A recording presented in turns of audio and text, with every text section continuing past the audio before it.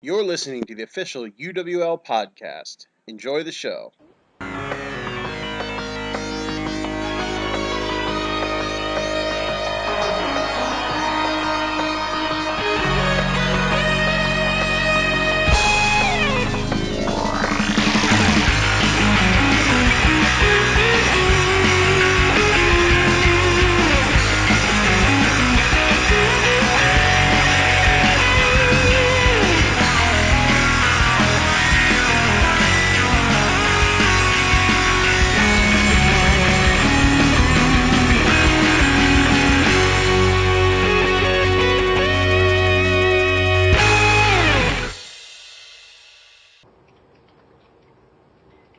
All right. Yes, sir. Let's get everybody on here. Hold on. I gotta end some of these calls here. All right, who we got? We got everybody. Yeah, fantastic. If you're not here, say aye. Aye. Aye. There's all the smart asses I was expecting. I kept it quiet, and I'm tapping my temple like in wrestling. See, I'm okay, slick. I'm slick. I'm too slick. I'm all right with that. Yeah, what's up? What's up? What's going on, everybody? How's everybody tonight? Oh, pretty good. Can't complain too much. Fantastic. Pretty good. Just proofreading my third promo. That's so powerful.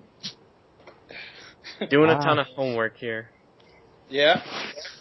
We have a couple special guests on with us tonight. The first one being me, obviously. The second one, we actually got Dave to call in. Hey.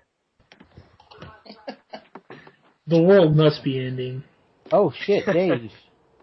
I just had a brain. What's up, man? What's going on, Trent? Oh man, I'm saddened that this story GTA 5 is over for me already. Yeah, now you'll have to devote time to, I don't know, role-playing.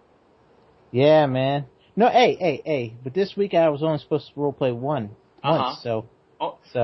I can't talk. I had no match, so I can't really talk. Anyways, for everybody else, welcome to, I guess this is number 3 for our podcast here, huh? For those of you that have not taken part in this before, we got a couple pretty simple rules. The first thing is, if you're not talking and you have like a high-powered mic or something like that, you may want to put yourself on mute when you're not talking, because it actually makes it sound a lot better, less echo, all that good stuff. For the rest of you, you all know this, ain't no big deal. So I guess this is our 3rd edition, and if you haven't checked it out by now, we now have a blog spot, which is where we host all of these things, as well as you can check out our podcasts on YouTube. So we're all over the place, and we'll make sure that we're not going to use any more copyrighted music, so I don't have to take this crap down. It happens. You have to before? I didn't have to, but one of them actually wouldn't let me. It wouldn't post it. I think it was the second one. Like it would go up for like 10 seconds, and then would drop down. So it is what it is. I think on the first one, I think we used the what's her name, the Wyatt family's theme song in it, and YouTube and WWE were cool, but it was just one of those principle kind of things. So, yeah. Anyways, you know how it goes. Mm-hmm. So but that is what it is. So you'll catch all these on YouTube. We now have a way to actually do this so that it doesn't take forever and like a week and a half like it took the last time. And we'll be good to go. So how are we going to start this week? For those of you that haven't called on before, one of the things that we end up doing is a lot of what we end up doing is just straight up open discussion. You got something you want to talk about it, we talk about it. Well, You mean we gotta talk on this thing? Dave, I think you're now required by law to talk on this thing. Fuck. Yeah. Anyways, so Dangles, Jay, y'all with us? Yeah. All right, there you go. That sounds much better on your end. How do I sound right now? Like you. Is that a good thing or a bad thing? I guess it's up to interpretation. No, you sound good. All right, that's cool. You sound good to me, Trent. Actually, Cool. it's funny though. Take that as you will. All right. The clearest is actually probably Dave. Dave's quality is probably the best so far tonight. Yes, actually, yes, his quality. I have a microphone because if I use my built-in mic, all you hear is my fan because it's right next to it. Yeah, we call that Trenting. Yeah, that's what I was just about to say. Am I doing that? Am I Trenton? That's why. Nah. Am I Trenton or Trenting? Because I got a mic on a headset, but it's my fan gets picked up by it like crazy. So Yeah, I actually tested this shit out because of you motherfuckers. nice. It's true love. So hold on, to Karn, I sound probably like Angie because he lives across a lake from me. So does Dave sound like an American Canadian, or does Angie sound like a Canadian American? Somebody just started up their computer. What's up, Joe? Not much. Right. Sooner or later, I think we're actually going to get the entire freaking roster on this thing, because as of tonight, we have 9 people here, which is pretty amazing. Yeah, 10 actually, because I think is Jay with Rob. You know what? I didn't count myself. But yeah, so we got 10. It was just no one counts you, Caleb. Do you blame him? So this is actually an all-time high for us. So this is great. Yeah. So for those of you that have been paying attention this week, hopefully all of you, we had kind of a busy week this past week in the Fed. We had a great show, one that I actually thoroughly enjoyed, and led to a good set of matches this week where we saw something that we haven't seen in a long while, which is essentially all of your top people not even really being booked this week, minus Frankie and Joe. So I gotta ask, thoughts on that? What's going on here? You know, what are we seeing this week without your quote unquote top of the card guys?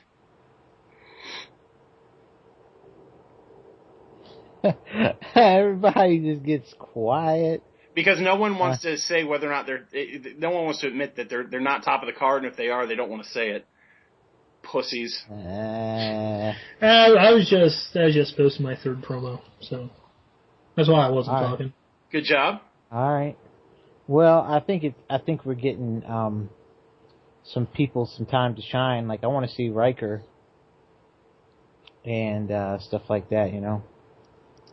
Absolutely. Who else have we got on this?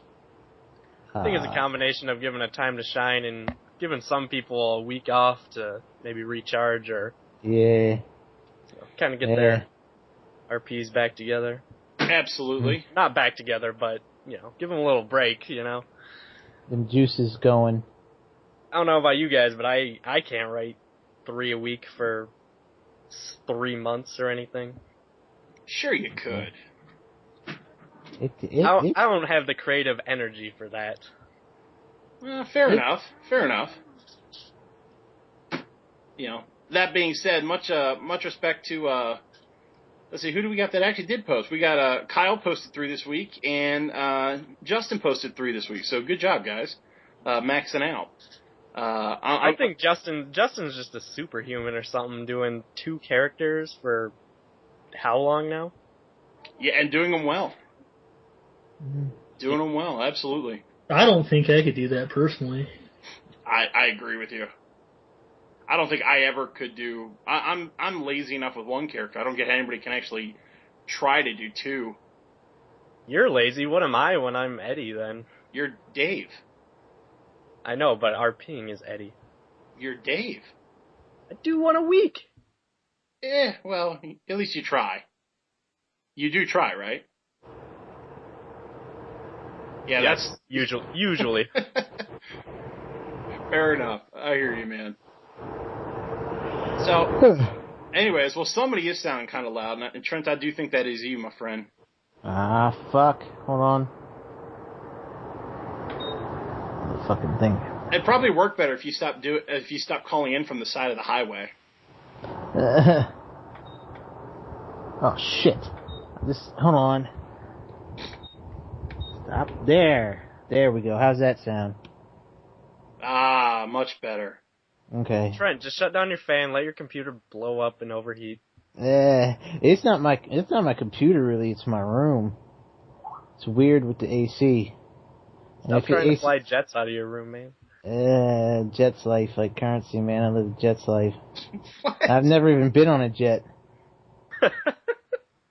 Currency, the Jet's life. Never mind. Nobody. Only person knows that is me, probably. Talking shit. Yeah, you lost me there, man. Sorry.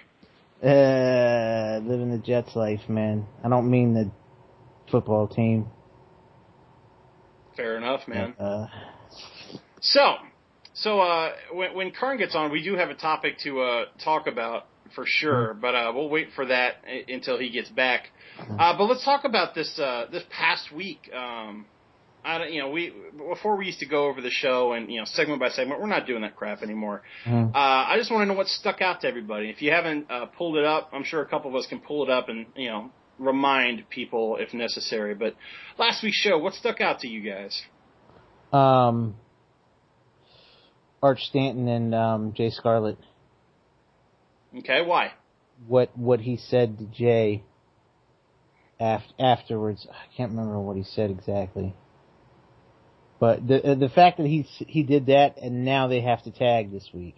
Mm-hmm. So what's up with that? I'm wondering. I'm curious about.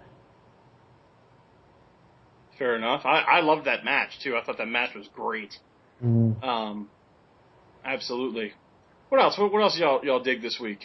Personally, I love the Drew Stevenson versus Alan Christopher match. I thought both those guys put up amazing work last week for their match. Okay. Yeah, I agree.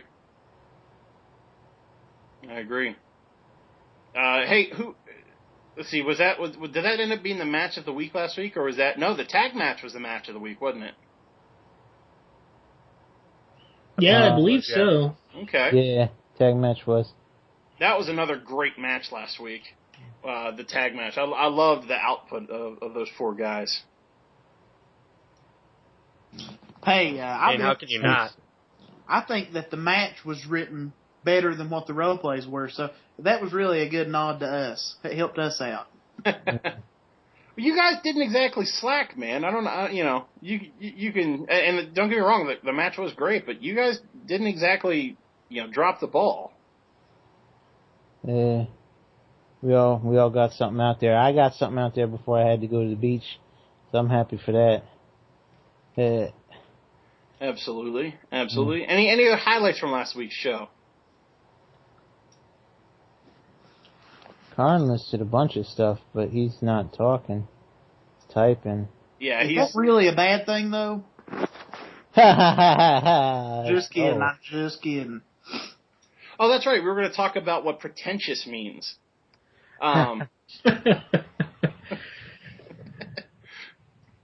So, I'll say this. One of the things that I liked, and it partially is because it was my match, but one of the things I thought was pretty funny was the fact that last week I took on, or the week before it was Caleb Hart, Drew Stevenson. This past week it was Caleb Hart, Becca Stevenson. I was really hoping to get booked against their kid this week, but it didn't happen. And I think it's only because Jay is not a fan of the adult-on-child violence. He just didn't want to see you lose to a kid. Just drop all of my momentum. I see how it is. I should be thanking him. It's hard to drop all your momentum to a 6-year-old, That's true. Hey, but if Kenny Omega can do it, I think Caleb Hart can too. That'll be Caleb's next pick base. Are you kidding? At this rate, it'll be Keith's next pick base. Kenny Omega.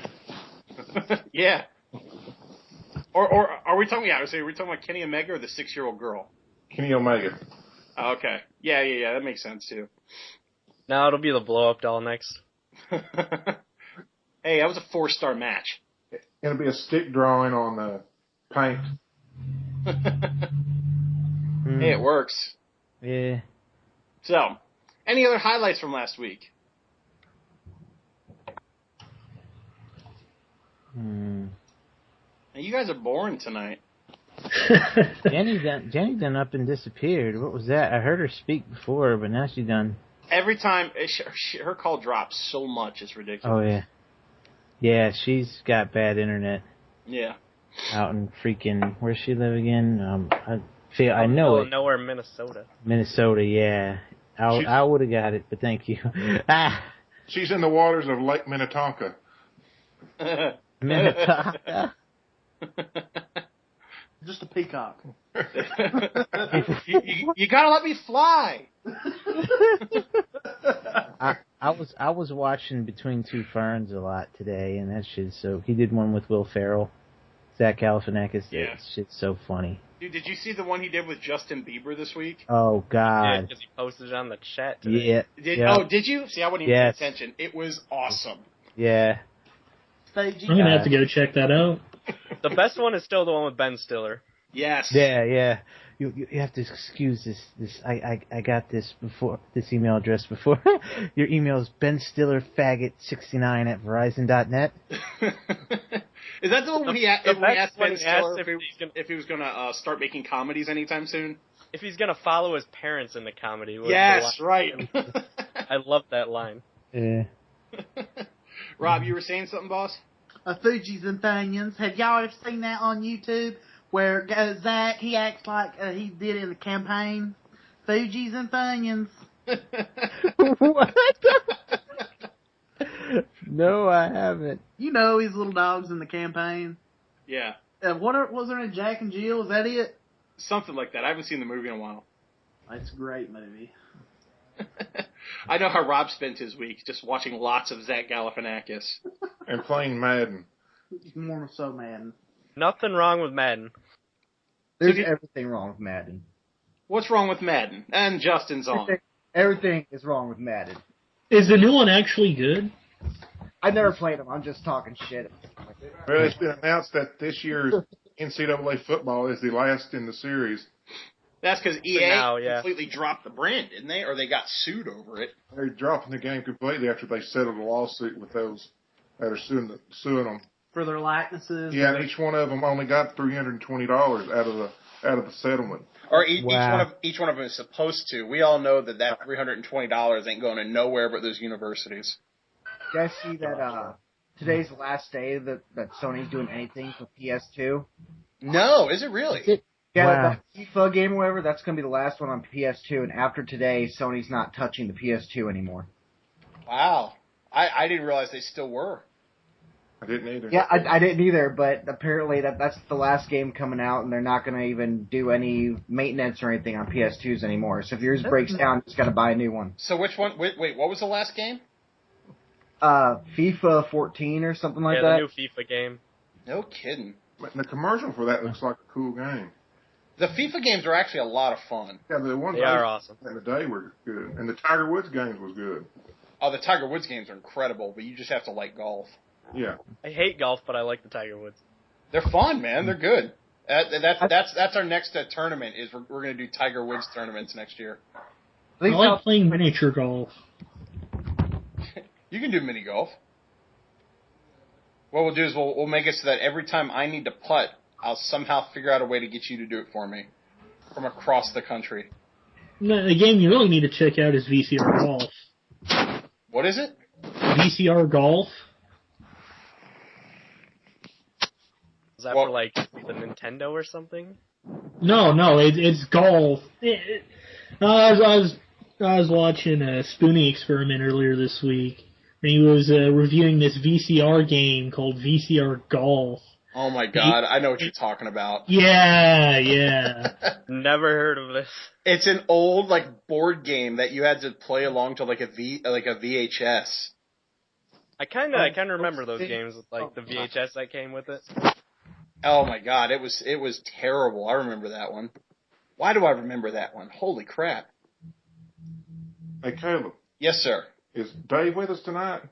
I don't know what Dave. Who's Dave? That funny-looking dude that handles Eddie Jones. Yeah, he's on. Yeah, he sucks. Dave! Hey, Jay. Dave sounds like Angie. Oh, shit. Let's just hope Sorry, he the same thing on the chat. Michigan's so close to the border, so I mean, maybe he is Angie. You know, Now, he us sounds and Ontario much. just sound alike. He sounds much less high. I was getting ready to say that. Because I am plus high. Are you roaming the fields afraid of the buffalo? Oh my god. He? Yeah, you. He's snipe hunting. Now in Michigan, they cow tip, don't they? Cow tipping? I mean, I've never done it, but I know people have. That would be an interesting night. Cow tipping in Michigan? I can think of about 1 trillion other things that sound more interesting than that. And none of them involve Washington, D.C. Well, it is Michigan after all. I mean, Yeah. I'm not. See, Justin, I'm not in Washington D.C., so it doesn't bother me. Who said That was something about good, DC? man. What happened with DC? I didn't say anything about DC. I'm ripping on D.C. It's Dave, man. Dave. As soon as Dave showed up, he started causing trouble. trouble follows Dave wherever he goes. It is what it We're is. not that from now on. Anyways, so Alan, you on here yet? He's typing, but that's about it. The best part is I actually asked him and I got a typed no. So this is this like praying? Go away, nobody's home. Dear Lord Alan. Oh wait, I can't call him that. We already called him pretentious tonight. If I call him Lord Alan, that's just going to give him a whole bunch of other ideas. Opening up a whole new can of worms. Oh, don't encourage him. Somebody did. That's why we have Alan Christopher now. Who did it? Who did it? I'm going to blame Keith. I think it was Dangles. Why me? Speaking of Dangles, when are we going to see Rob introduce his second Hispanic alter ego, Roberto Dangles? I've been begging for it. You're going to have to handle that character, bro, not me. Don't we have enough Spanish people with the Los Cazadores? Whoa. At least he didn't do it in a Spanish accent. Okay, so he may be safe. Ole! See, Olay. I love that your Spanish accent was the most southern drawled ole I could possibly think of. Speak Spanish. Olay. Why? At least it's southern and it don't sound like a Michigan accent like some folks we got on tonight. Like some folks from Michigan. Now, why you Come gotta on, bring man. that up? Who's going to beat Michigan State this weekend in football? Michigan State. No one, because we got the bye week. Are you going to Midnight Madness, Dave? I have no idea. You're on a campus with the number 2 ranked team in the country in basketball, and you're not going to the Midnight Madness? To be fair, it's only basketball. I actually don't live on campus. You So, live close enough to campus, probably. like 15 minutes away. You live in Bob Roop's basement. No, I don't. Although that's kind of where my brother lives sometimes. So Oh my gosh. It's not even close to college football time. How dare you sully the name of the college football that no one watches in the name of college basketball? what are you talking about? College football? No one watching? You heard me. Nah, man. I watch it every weekend. So can I just tell you guys that ever since I got DirecTV, I'm beginning to hate football. Ouch. I thought that by watching every game every week, I would be happier. My head hurts so bad. We had a head like yours, we'd hurt too. Yeah. To be fair, if you had a head like mine, a lot more would get done. Awful. why are you hating Yeah, the probably. football now? Too many Jaguar games? Oh my god, I had to shit really bad and I lost my headset. Dr. Random. About DC. That was the last thing I heard, and then my headset fucking died. The last thing you heard was somebody saying something about DC. That was Yeah. Oh. That was like 30 minutes ago. Maybe I don't know, and yeah, just Yeah. I don't know. God damn. I thought no one wasn't high tonight. Huh? Not yet, man, but I need to look out for some hookups, man, y'all. Caleb, you're close to me. You got a hookup, man. Holla if you hear him. Yeah. Please. I'm a married suburban father of two. What do you think? You cook crystal meth? I don't have cancer. Oh, shit. Huh?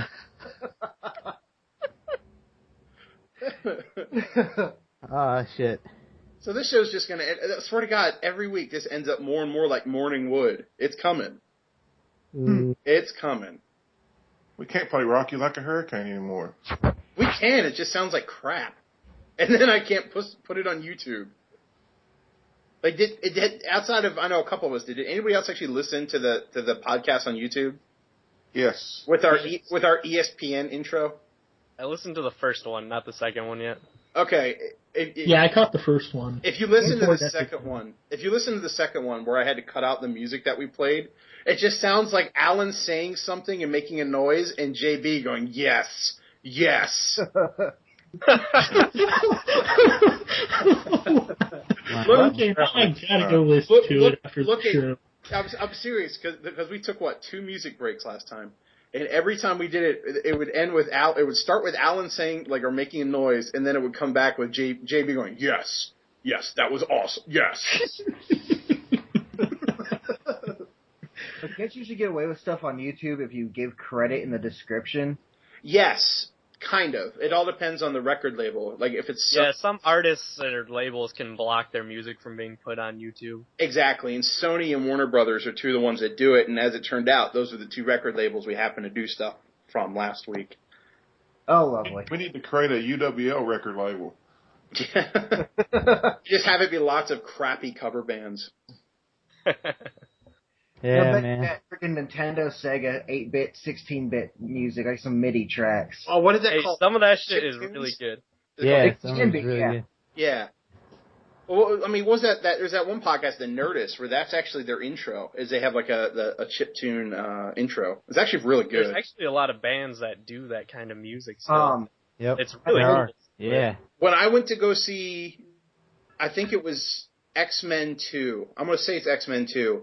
In the theaters, and I guess it was like the midnight showing, like the first day it came out, they had a band that played that kind of music that played before the movie in the movie theater. Yeah, there's a band called Anamanaguchi that's really good that does that kind of chiptune stuff, and I've seen them a few times. They're a lot of fun. Fucking a guy that produced, that recorded my old band's track, the only one we got recorded, he actually had modded a Game Boy and had it hooked up to his computer, and he would actually record the 8-bit, 16-bit, like the old Game Boy sounds, just by pressing buttons and shit, and just record it. That's pretty sweet. And then loop it all around and add other music to it, like keys and stuff like that, and it came out sounding really sick. Just that's how a lot of those bands do it. Layering with the buttons on the Game Boy. See, and that hurts my ears 90% of the time. Because 10% is awesome. Yeah, oh yeah, absolutely. But it's what it is that it's all of those 8-bit songs have that droning note that goes throughout all of it, and it just it's like when a dog hears a whistle and he starts losing his mind. That's what I do, minus the drooling. Plus or minus the drooling. I haven't established that yet. Anyways, yeah. Was that a drum roll? No, it's Trent. It's Trent. It's Trent. What'd I do? He's after earthing. Oh God, man. I brought that movie up today to my skinhead buddy because he mentioned something about getting poisoned. I said, or they can just show, because we were talking about like a game and like kind of like D&D, and he was saying, or you can just poison them and then run away. I said, or you can show them After Earth and just fucking bore them to death. Damn. How long is your anger over that movie gonna last? Until I'm dead. Same with That sounds like a pretty long time. I hope so. It should just be a few more weeks. Your original I hope rant not. was your original rant, Trent, was what possessed me to push Rocky Like a Hurricane so much the last time when me and Rob controlled the board on BTR. Really? That? Because I was rambling too much about that fucking... Oh, my God, the movie's ass. You just saw it. He can't even say the name of the movie without going into a blind rage. Say it. Just say After Earth. After Earth. He says while he's deep down clenching his fists together, waiting to go bam, bam. I was just gonna say, I could feel his blood pressure rise from here. Anyways, so Alan's on, correct? That is correct, good sir. Awesome. Okay, so we actually do have a topic we're gonna bring up here, and it actually has to do with pretentiousness. We brought it up the other night about the idea of wrestling fans, in this case smarks, referring to wrestlers by their real names as opposed to their character names. So, right off the bat, I gotta ask, where is everybody on that topic?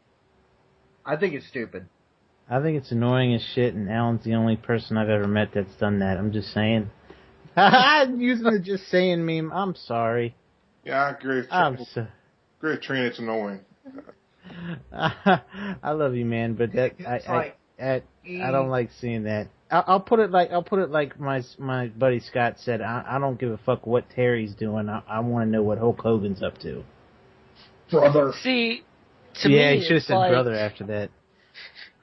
To me, it's like, if I want to speak about an individual worker, about what he's done throughout his career, like, for example, I'll say, I'm a fan of Glenn Jacobs' work.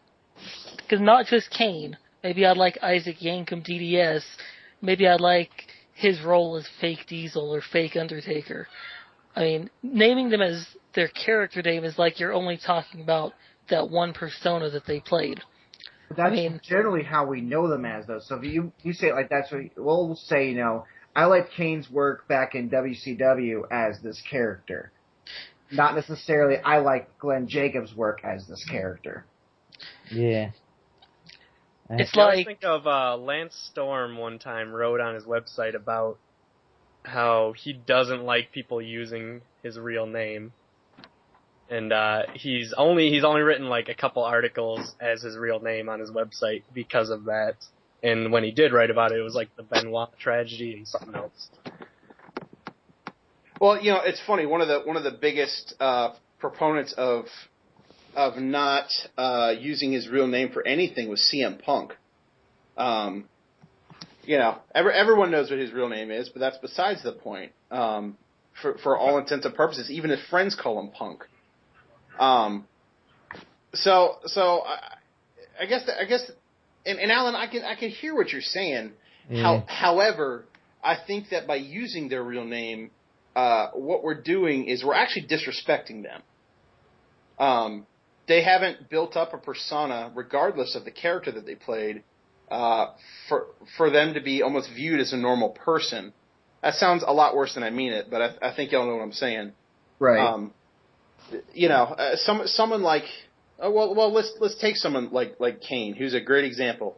Everyone knows that outside of Kane, we all know his real name. He's Glenn Jacobs.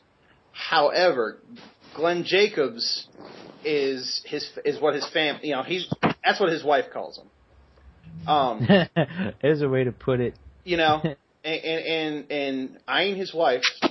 I'm not family. I'm not a personal friend. Therefore, I'm not calling him Glenn. He's Kane.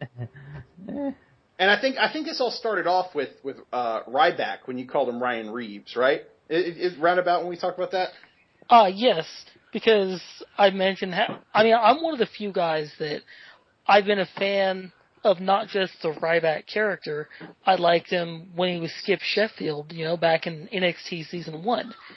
And so rather than specify what character or the other I'm referring to, it's just easiest to just call the guy what he is. That's his name for a reason, right?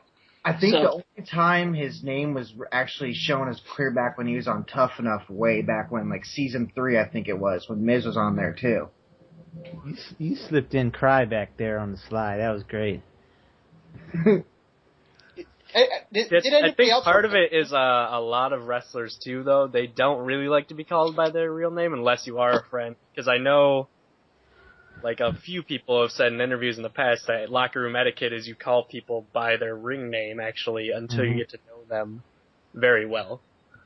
And it makes sense, like, kind of like Caleb was saying, how it's almost like a disrespectful thing by calling them by their real name if you don't actually know them. And I know of 2 cases where it was mentioned, I hadn't heard it on Art of Wrestling, Les Thatcher talking about Nigel McGuinness and Colt Cabana, where no one calls them by their real, not even Nigel's parents call him his real name anymore, they call him Nigel. And Colt said no one called him Scotty, they always call him Colt. Yep. Yeah. So it's one of those things where I think you are going to have 2 sides on. And Alan, I'll say this: we're not talking about put you on blast. That's not the case at all. But I was curious as to how everybody else felt about it. I mean, no, go ahead, Alan. That's fine. Matter of fact, I don't feel put on blast by it at all because I feel like it's a great discussion topic that we can all use to. Hold on a minute. That was Glenn Jacobs coming to get him. Glenn Jacobs said, "Hey, babe." Actually, it was Jacob Good. Sorry, that was one of my younger sisters. Like Stephanie. No, it's Jacob Goodnight. GH. Like I feel like, Chicken tonight? No, I'm sorry. Go on. Shit. I feel like just because I have a different opinion about the topic than everyone else does, it still makes it a great topic for discussion because it's one of those things that, in a way, there's no real hard and fast rules for, and there's definitely a justification for either side of the debate or discussion, as it were. So Caleb, I absolutely don't feel like I'm on blast or anything because I'm the one that started doing it. So yeah, talking about it is great. I would also like to throw in, from my own personal point of view, really until about I started getting acquainted with the UWL, most people in Fetting knew me by my character, Frank Washington. That's a character I've used throughout my whole time in Fetting so far.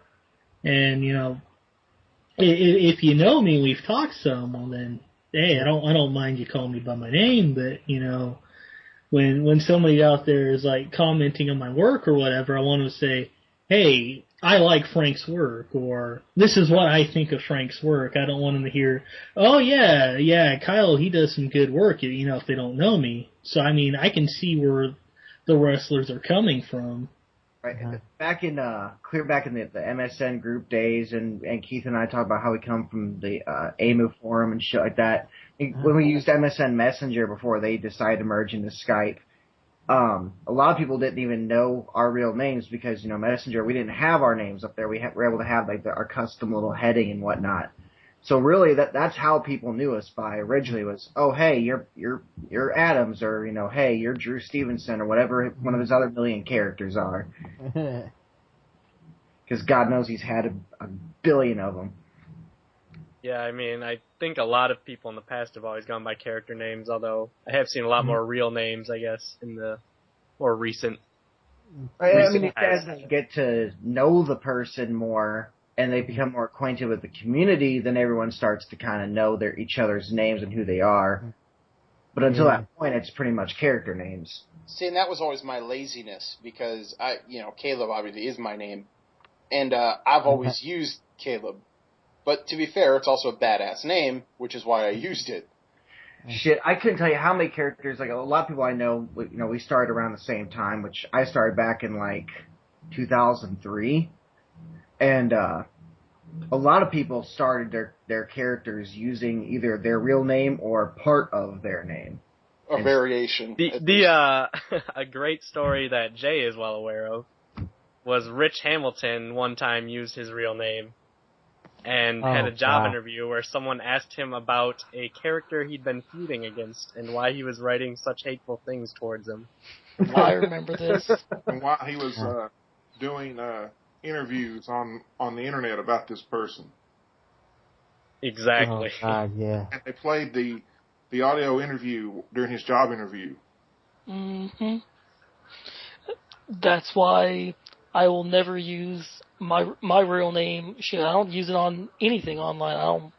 I don't have my actual name on Facebook.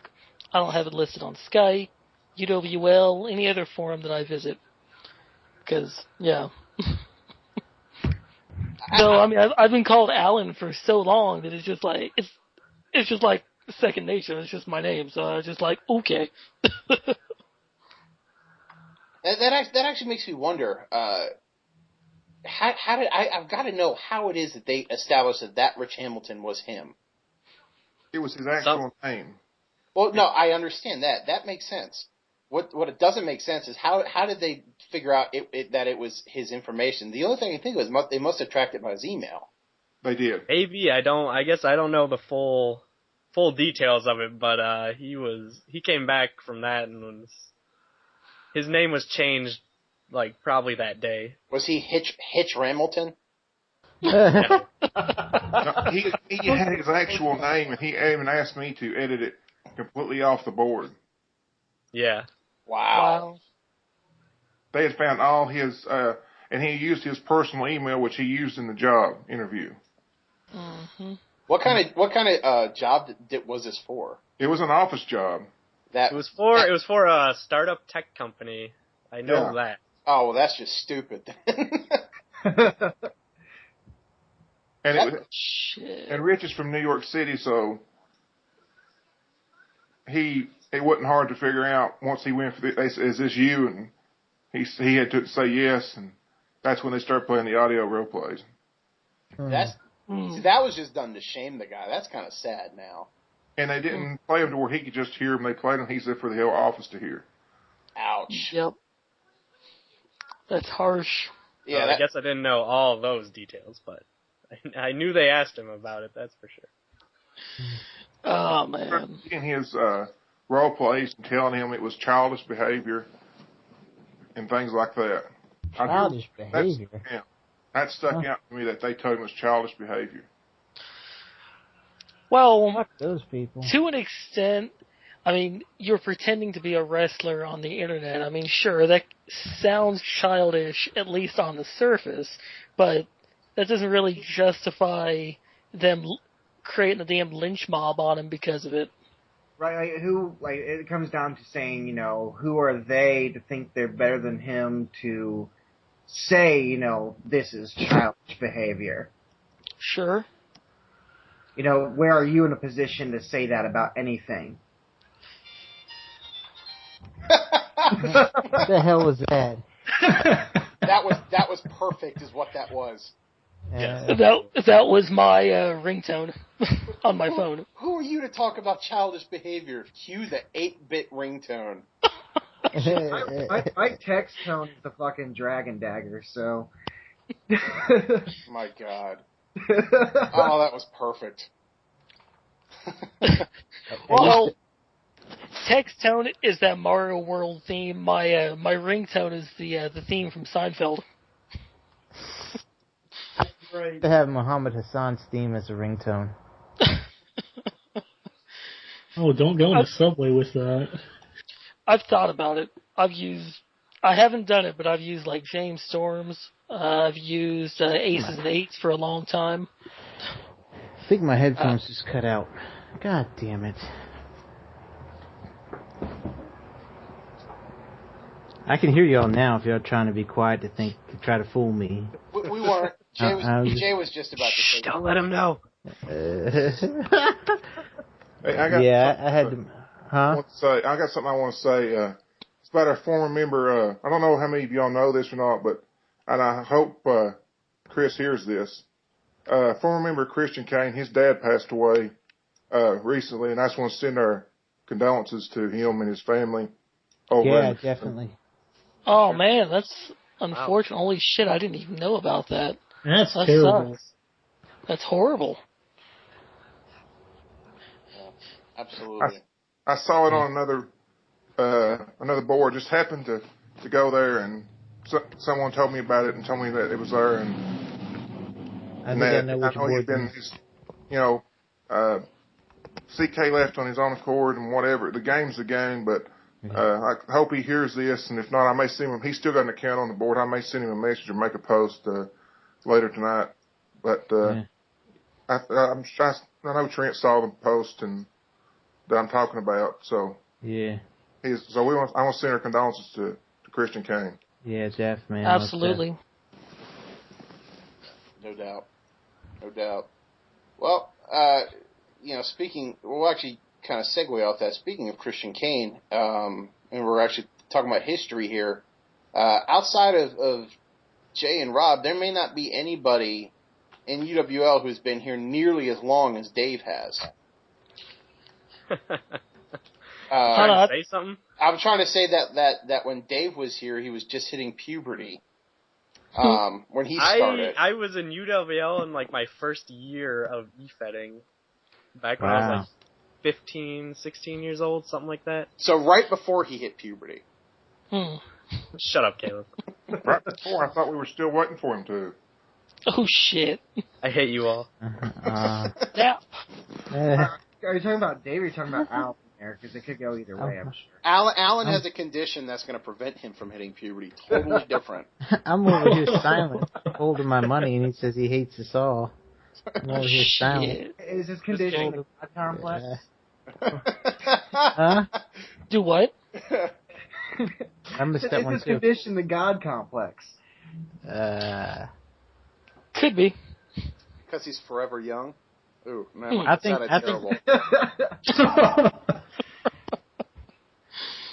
think now that we have Justin here, we need to talk about personal favorite topic of mine and his finger banging. Oh God. Yeah. You know what I mean? I know what I'm talking about? No, just no. No. No. I'm still waiting on that banner. I'm still waiting on that Wolf Parker banner. Oh God.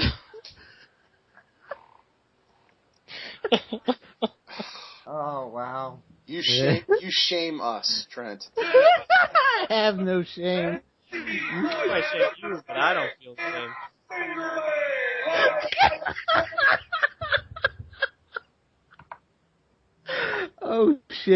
Oh shit, that's good. That's crazy. Well, speaking of finger banging, back to Dave. What a segue. So, Dave, you have been around forever. We ask everybody this all the time. We'll ask you as well. You've been around for since the Dark Ages. I want to know some of the people that you think are the best RPers that have come through UWL. For UWL, let's see. You don't have to rank them. Just off the top. Yeah, I'm not gonna rank anyone because there's too many. Probably Robbie Venom, Jerry McLean. They're two guys that I used to love back in the day. I really like Justin Brooks. He's not on tonight, but I've always loved his work. Corey Tyler's work was amazing for a long time. When he wanted to be great, Christian Kane was really good, but he also is a little... Sometimes he was a miss, and sometimes he was awesome. Who else? Jay, who else is awesome? Sean Stevens. I don't rank the role players, bud. I know you don't. I'm just kidding. At least he doesn't on air. In his head, he has a list. I mean, he's the decider, right? So he's gotta have some kind of ranking up there. Actually, I'll say this: we have asked Jay in the past, and he has never he has, and I have grilled him about it. He has never given us an answer. However, when we've grilled him on other things, like who was the best this as far as champion stuff like that, he's been good, and I actually respect that. So you said Jerry McClain. Yeah, I really liked his work, actually. Corey McClain Tyler was awesome. Corey Tyler. Robbie Venom. Robbie Venom. And Justin and occasionally Christian Kane. Yeah, I mean, there have been other guys who are awesome. Okay. That list can't be complete without Sean Stevens on it. Sean Stevens is great. He's also awesome. Okay. Trying to think who else. Matt Matthews. Oh yeah, Matthews is always real good. All right, Jason Hunt was always real good when he wanted good to feud with. He was always putting out segments before you even knew before your head stopped spinning. So he was one Matthews? always. Yeah. Oh yeah, I mean, I remember doing the tag feud with him, and he was always writing stuff to put out. Matthews and Mark Faith actually were two of the primary names that got me to sign up with UWL back in 2008. Another guy that I'm thinking of that I forgot about was Kieran McConnell. Yep. He was always real good. Big sigh. Can't say he was always real good. I read all those RPs. Well, maybe not always, but he could be real good. That's for sure. Say the first couple of RPs of his I saw because of his name. My first thought was, oh my God, what is it? Does he have autism? Yeah. And then I read them, and then I read more and more of them, and he actually did get fantastic. Yeah. He's actually wrestling in Ireland now. It took him years upon years to get where he was at. Mm-hmm. Well, and give him credit in that regard because of that. It took him years, and he still did it. Who is this we're talking about again? Kieran McConnell. Hmm. Known as Big Sigh. Another guy I have to give a shout out to who was never the best is Jack Cassidy, who I used to be real good friends with. We talk on like MSN all the time, but nowadays I haven't heard from him in a long time. He's the co-owner of a Angle Fed that's a member of EWC. Is he nowadays? Yeah, called Defiance. Oh, I didn't know that. I'm sure he gave you a few headaches, Jay, back in the day. Mm-hmm. Jeff was what he was. He was just outspoken, and he told you what he thought. So he was very much. But we always got along good, though. I always liked him, and shoot, I had probably my best feud ever was against him. What about Flap? Got to give a shout out to Flap. I mean, Flap was always good, but he never blew me away like some of the other guys. Hey, I mean, he's a guy that's never main evented. I mean, lost like almost all of his matches, but yet he still always had some kind of excitement. He still always loved to write as he did. Yeah, and I mean, he was a good writer. I just wouldn't put him in my top tier of writers that I've ever seen. In the first year when he actually tried, he was one that he had, I think over a 2-year period, he had 6 world title shots that came up short. But he was on always that gave maximum effort. When he was trying, he was good for where he was on the card. He was good. But when he wasn't trying, and if Flap, you hear it, and you know it's the truth. When you weren't trying, you were bad, and when you were trying, you were good. Mm-hmm. That's real talk right there. Well, Flap's not around, so I can tell it like it is. Note to self: if you want to hear Jay tell it like it is, don't be around. Shit. And of course, and everyone knows it about Flap.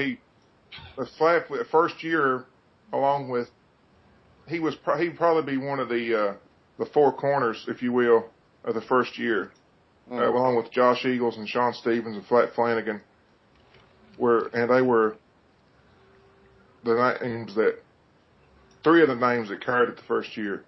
Who was the fourth? Diamond Cutter Man, I'd assume. I got the Mega Man theme in my head now. No, the other name was someone it would probably be Tito Capasi that first year. Okay. Yes, Tito. The guy who still thinks I'm Josh Eagles. So they were probably you could call them the four corners that first year. Okay. Okay. That's cool. So Dave, what's it been like being around as long as you've been around? Well, I mean, I've definitely taken some long breaks from UWL, but I guess I always come back. I don't know. It's always been well run with Jay, and he's done a lot of it on his own. Although sometimes he reaches out for help. They always come back. You can't get away. But I don't know. I've always found good people in UWL, good people to talk to and just kind of chat with. And I don't know. I mean, I'm not really in e-fetting for competition. More to just have fun and talk to some cool dudes and gals and hang out. Right on. That first year, Dave was probably, I'd have to look at the history, he was the fourth or fifth Heritage champion in UWL history. And he's been UWL tag champion with different partners 6 or 7 times. Or something. And Eddie. Twice with another whole team off the road.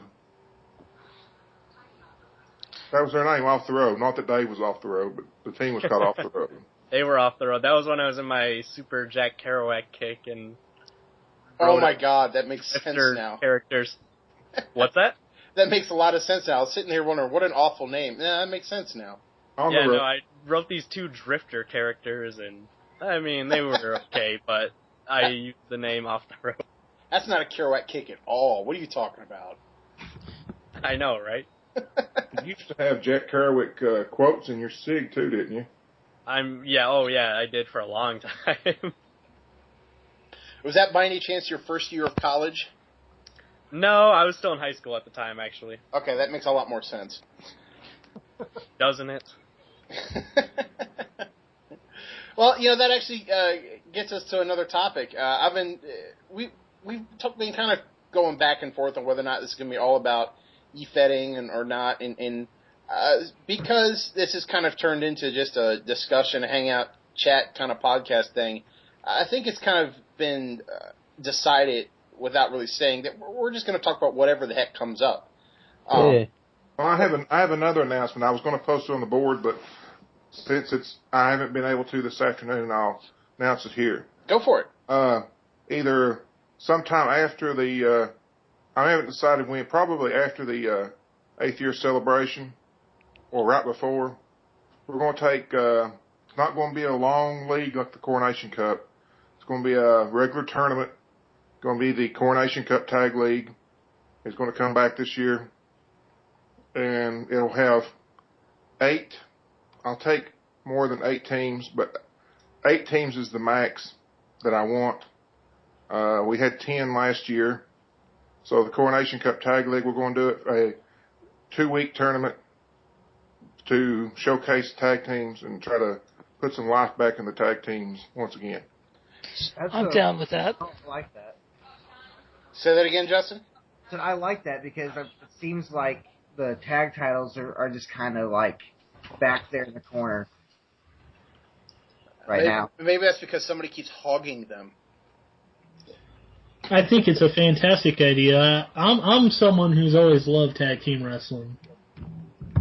Right, I mean, tag team wrestling seems like it's a lost art anymore because it's so hard to really see good tag teams, and so many of them are just really thrown together for TV's sake. Sure. So wow, if that's the case, then that's a pretty big announcement. So I got to ask, who's signing up? I'll make a post on the board tonight for the sign up, so everyone can sign up there. And when we decide on a date, we'll hurry into it. There's still a lot of time in between, though. Really. Yeah. I got a quick question. What happened to Smart Mark Davis?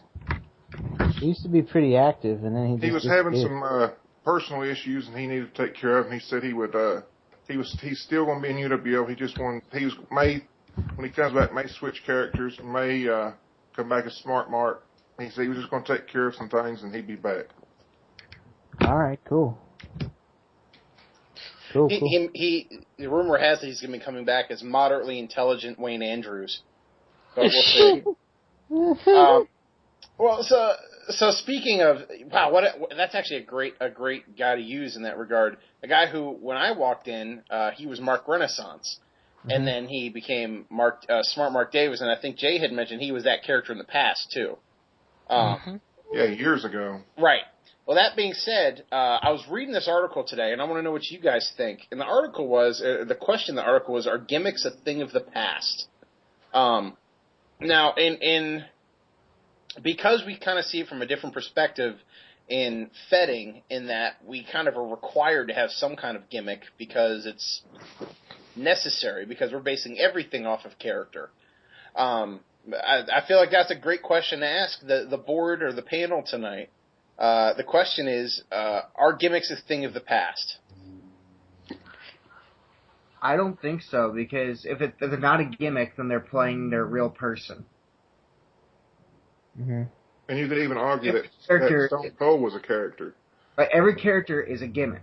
Right. It's not the real person, so gimmicks will be forever lasting.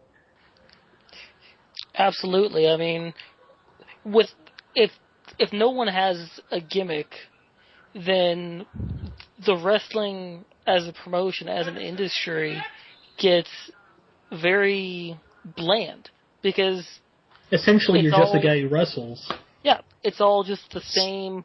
I'm going to beat you because I need to beat you. I mean, that gimmick adds the description that they need to help sell the character, sell why they're getting into whatever match. So without a gimmick, you're basically AJ Styles. I don't know, I mean, I'm pretty sure AJ Styles has a gimmick. I mean, that I can't flip like AJ Styles can. Redneck blandness is not a gimmick. Yeah, but that would be James Storm.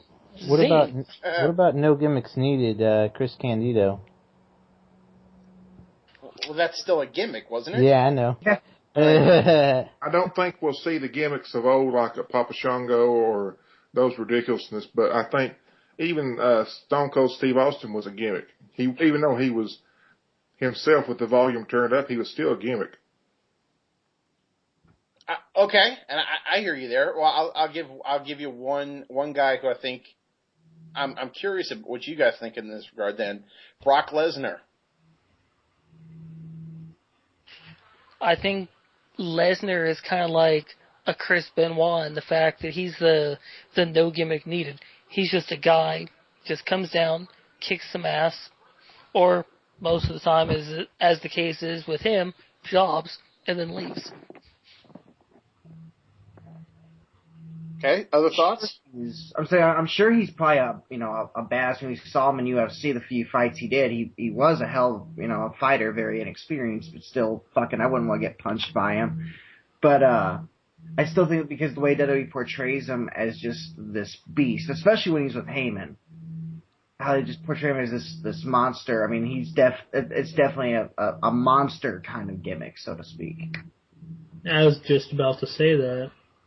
And I think his gimmick is monster. Not to the Kane and Undertaker extent, but he's a humanoid monster.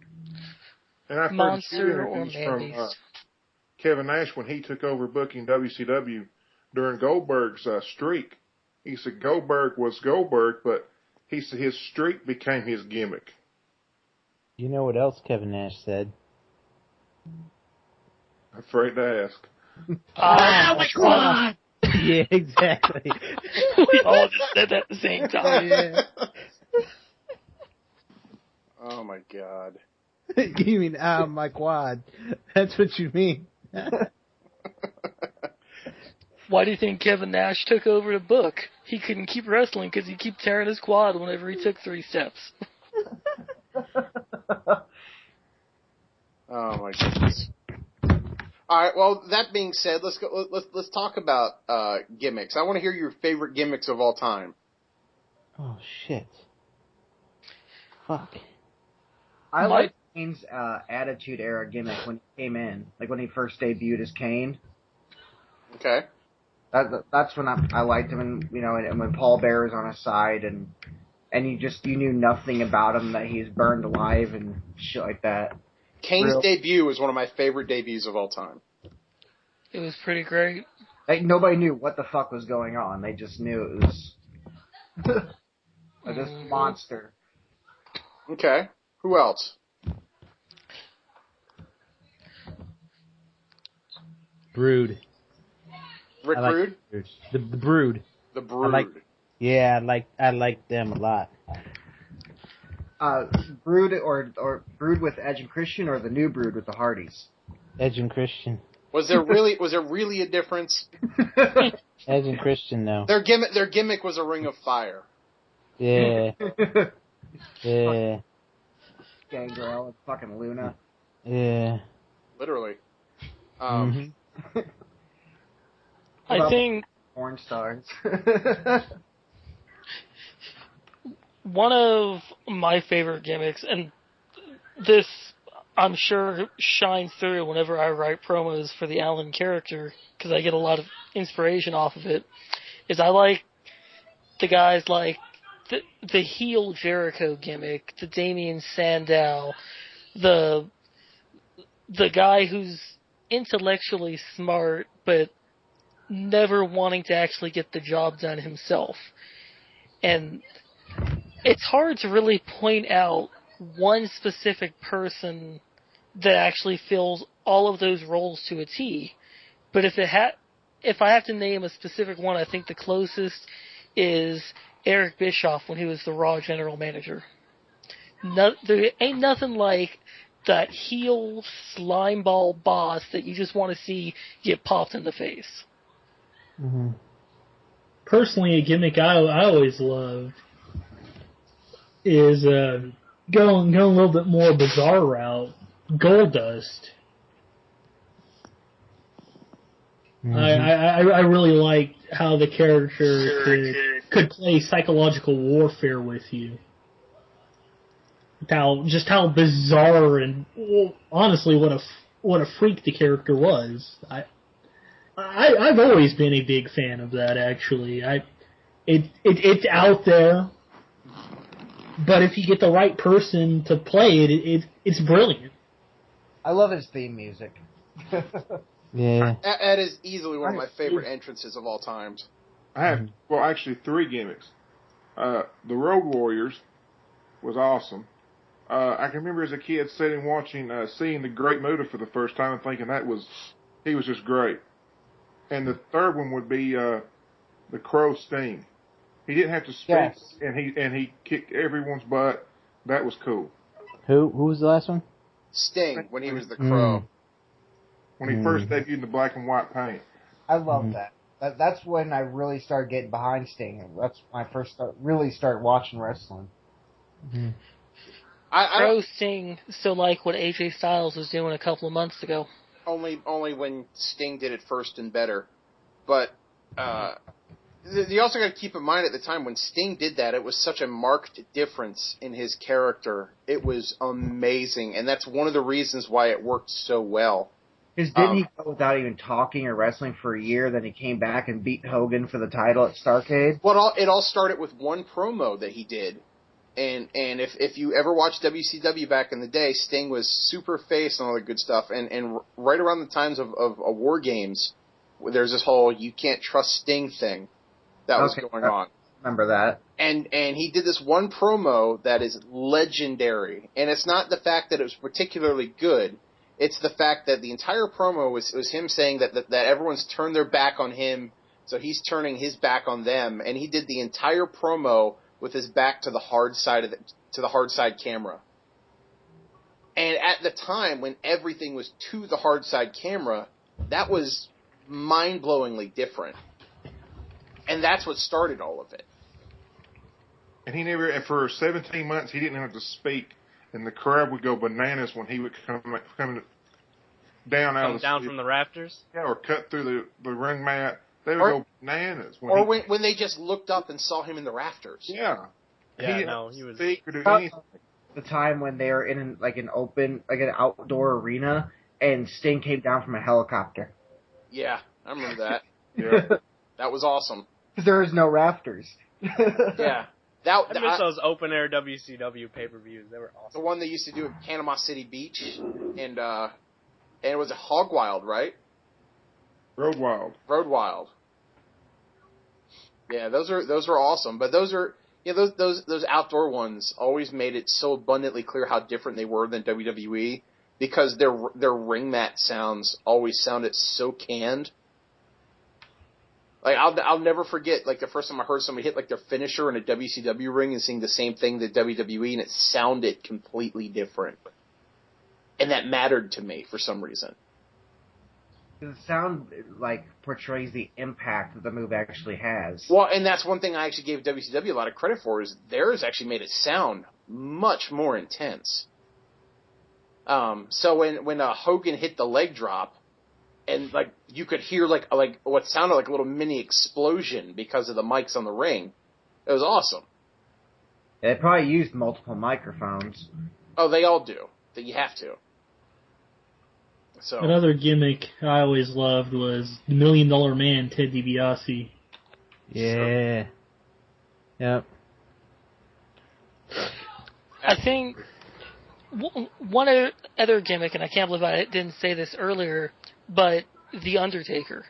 Not because, he's the demon of Death Valley and that's cool, but because in a sport that is predetermined and scripted, where we're already suspending our disbelief to actually watch what's going on the program, but we have one of the most outlandishly out of this world characters, a guy who has come from the dead and he has supernatural powers and he teleports into and out of the ring, yet for whatever reason the gimmick has gotten so over and so respected over the years that regardless of it being so over the top, I mean, you could never in a million years make another Undertaker. You could never replicate the gimmick. And you know how Vince originally wanted to debut him? How? To come out of the egg that the gobbledygooker came out of. Yep. I hope you heard that. Got to be kidding me. Really? Yes. And someone talked him out of it. And for one time in his life, Vince listened, and they said that is stupid. And they listened to him and done it the way they done it, and it worked. God. I can't believe the Undertaker almost came out of that egg. One part when Undertaker became the dead man again, like after they ended the biker stint, was he facing Vince in that Buried Alive match? He was. Yes. That's when Kane took that freaking tractor and just dumped all that buried Taker shit, and they came back to the dead man. I like that. I thought it was a really good transition. Like he actually got buried alive and killed, and now he's back from the dead. Mm-hmm. That was great. I'm one of those few people that actually hated the. And to an extent, I kind of hate the Undertaker gimmick as we know it. Not because it's bad. I agree with you, Justin. I loved when he came back, and he had like the old dead cowboy look to him. I thought that ruled. And how they did it too. I mean, oh, it was wonderful. Live. It was wonderful. However, I was a huge American Badass fan. That and Big Evil Undertaker, I freaking loved it. I absolutely loved it. I loved the hell out of that. That epic ladder match he had with Jeff Hardy on Raw. Awesome. That was a great match. Awesome. That put Jeff Hardy on the map right there. I've never been a Jeff Hardy supporter, quite far from it in all the years, but that match that he put out there was just fucking through the roof. I mean, watching it, I mean, here we got the undisputed champion, The Undertaker. I remember back then was probably when I was still in the days where I was a mark.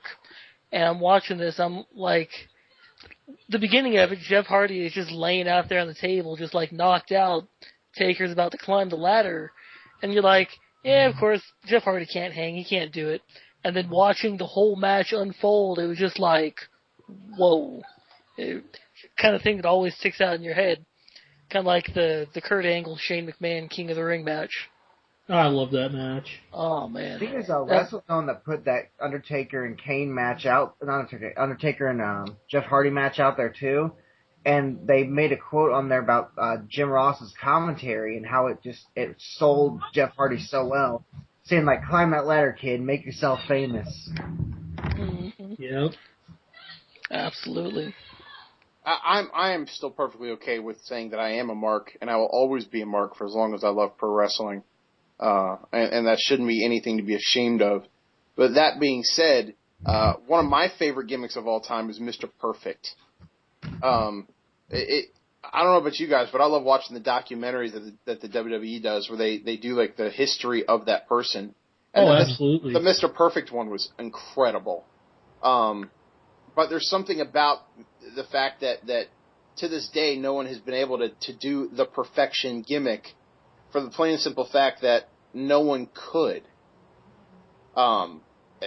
He is Mr. Perfect. You know, Kurt Hennig was Mr. Perfect and is still, even though God rest his soul, he still is.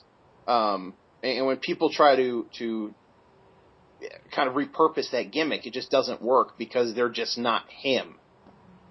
And to me, that was always awesome. I still like how that part in Perfect's Titantron, where he tosses the basketball behind his head and it just goes into the hoop in just one fell swoop. Sure. I have no idea. It probably. Well, you know what? If you've watched the DVD, they talked about that. They talked about how like he was not perfect in anything. They said, but as soon as they turned that camera on, he nailed it. He said they said that every time. So he said, you know, like for example, he was all into sports, but they talked about the basketball one and that he missed like 100 straight shots, but as soon as they turned on the camera, he nailed it. Same thing with the baseball one, the golf one. Like they turn on the camera and he hit a hole in one. Wow. Like legitimately hit a hole in one. He's able to really get behind his character, which is always good to see. Yeah, right. I'll say this, another one of my favorite gimmicks. I love Crow Sting, hands down. But one of my favorite gimmicks of all time is actually one that's happening now in NXT. I'm so far behind NXT. I think I know who you're going to say. Who am I going to say? Probably Adrian gorgeous. Neville. Huh? Gorgeous. I think you are absolutely right. But that's good going. His shit is nice, man. Okay. I like that shit. Shit is cool. Tyler Breeze. Tyler frickin' Breeze. He's fucking great. If you don't know who Tyler Breeze is, I highly suggest that you go on Hulu and find the guy. Essentially what he's doing is a Zoolander gimmick. Mm-hmm. And he's incredible at it. Yeah, his entrance is just, wow. This is a guy who should not be getting over the way he is. He's had 2 matches during which he's been in the ring for a grand total of like 4 minutes, and he's one of the most over guys because of everything else that he does. So if you in these days if you really want to see some awesome gimmicks, check out NXT. Mm-hmm. I'm about to start catching up on it again myself. Yeah, NXT has an old school territory feel to it. It does. That's what I love about it. I have not seen this, like, the new NXT since, like, episode 7. I'm telling you, man, it's night and day different, and in a good way. You know, well, so when they rebranded NXT and they got rid of FCW and turned NXT into what that was and whatnot, yep. I started watching that. I saw up to like episode 7, and after that, I fell so far behind.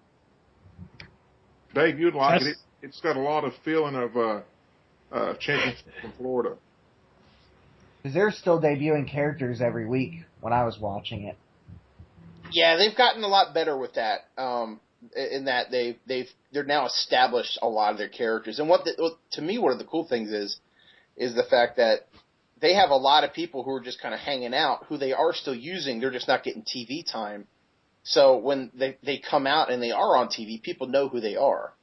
Like for example, Xavier Woods is a lot. If you've ever watched TNA, you know him as what was it, Consequences Creed, right? WWE just an article on him too, talking about how he comes from Angel Grove and he's a double doctorate or something like that now.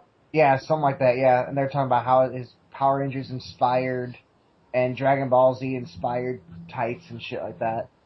Yeah. So they're go for it. Oh, I was just gonna say, it sucks right now that he just got that injury again. Yeah, he hurt himself. Yeah. Did he? Oh no. He messed up his ankle. Oh God. Oh man.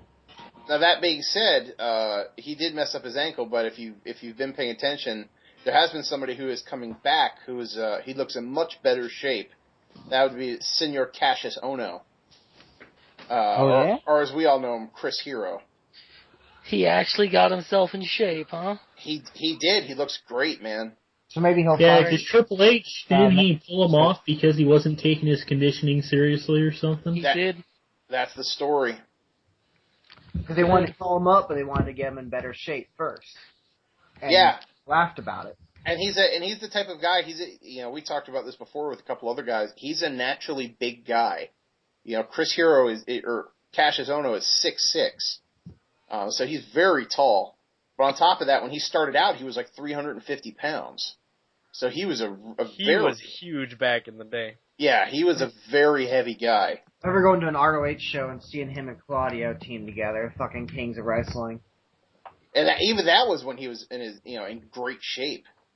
Yeah, if you see him in like IWA Mid-South back in the day, he was a lot more hefty. When he was doing his 90-minute matches with CM Punk, he was in horrible shape, at least how he looked. But, cardio-wise, dude was in amazing shape. I'll tell you what, Google it if you want to, and you'll find some heavy Chris Hero. So go for it. I was just going to say, what do you think the odds are of when Ohno finally gets called up that they finally break up the Real Americans and put Cesaro with him? That would be amazing. It would slim to none. Yeah, it seems like with tag team wrestling not being a huge focus, they probably would not do that. Well, not just that. I think that they've got plans for Cesaro. It doesn't look like they have plans for him. Really? Because last time I've been watching these shows, he's been one of the most featured guys on it. He's been the one that's been, even though he's stuck with the Real Americans, he's the one who's getting all that ring and TV time. I mean, he needs to break away from J Swags, because Swags is not doing a damn thing positive for his status. The longer he stays with him, the longer he just looks like he can't do it, because, I mean, wins and losses, I want to say they don't matter as much, but when you sit there and you job every week on 2 to 3 shows a week, it's not doing your career any favors.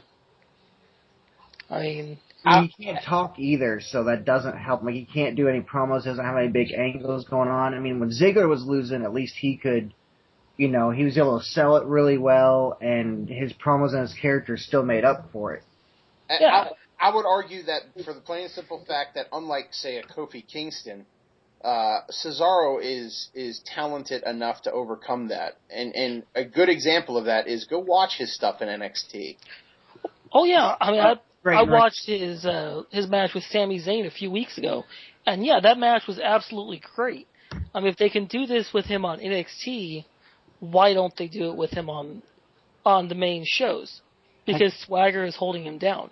Guaranteed, you make it just Cesaro with Zeb Coulter, throw Swagger out of the equation, and all of a sudden you've got money. Get rid of Zeb Coulter, because every time he talks, he takes everything back to crossing the border. That's the whole point. There's so much heat in that.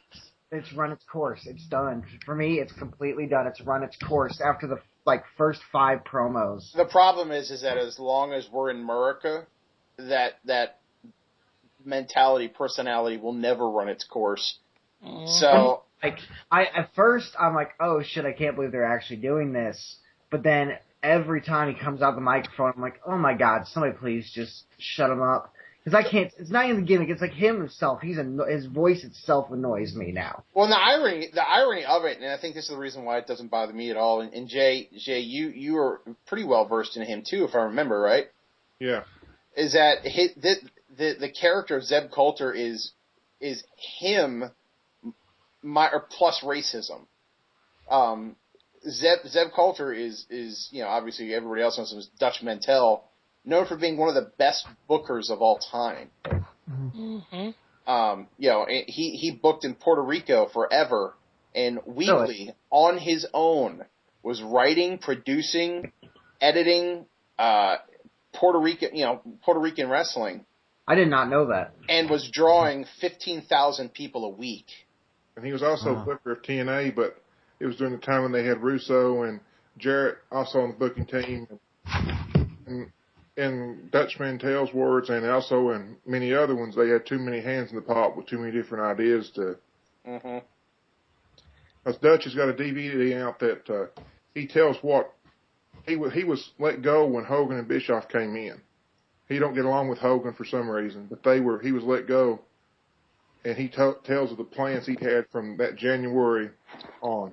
I know the interview you're talking about, and if I remember correctly, it actually would have made me enjoy TNA. Yeah. Because it was beautifully laid out. I'm gonna have to go look that up. Yeah, absolutely. Maybe we'll link it on the boards.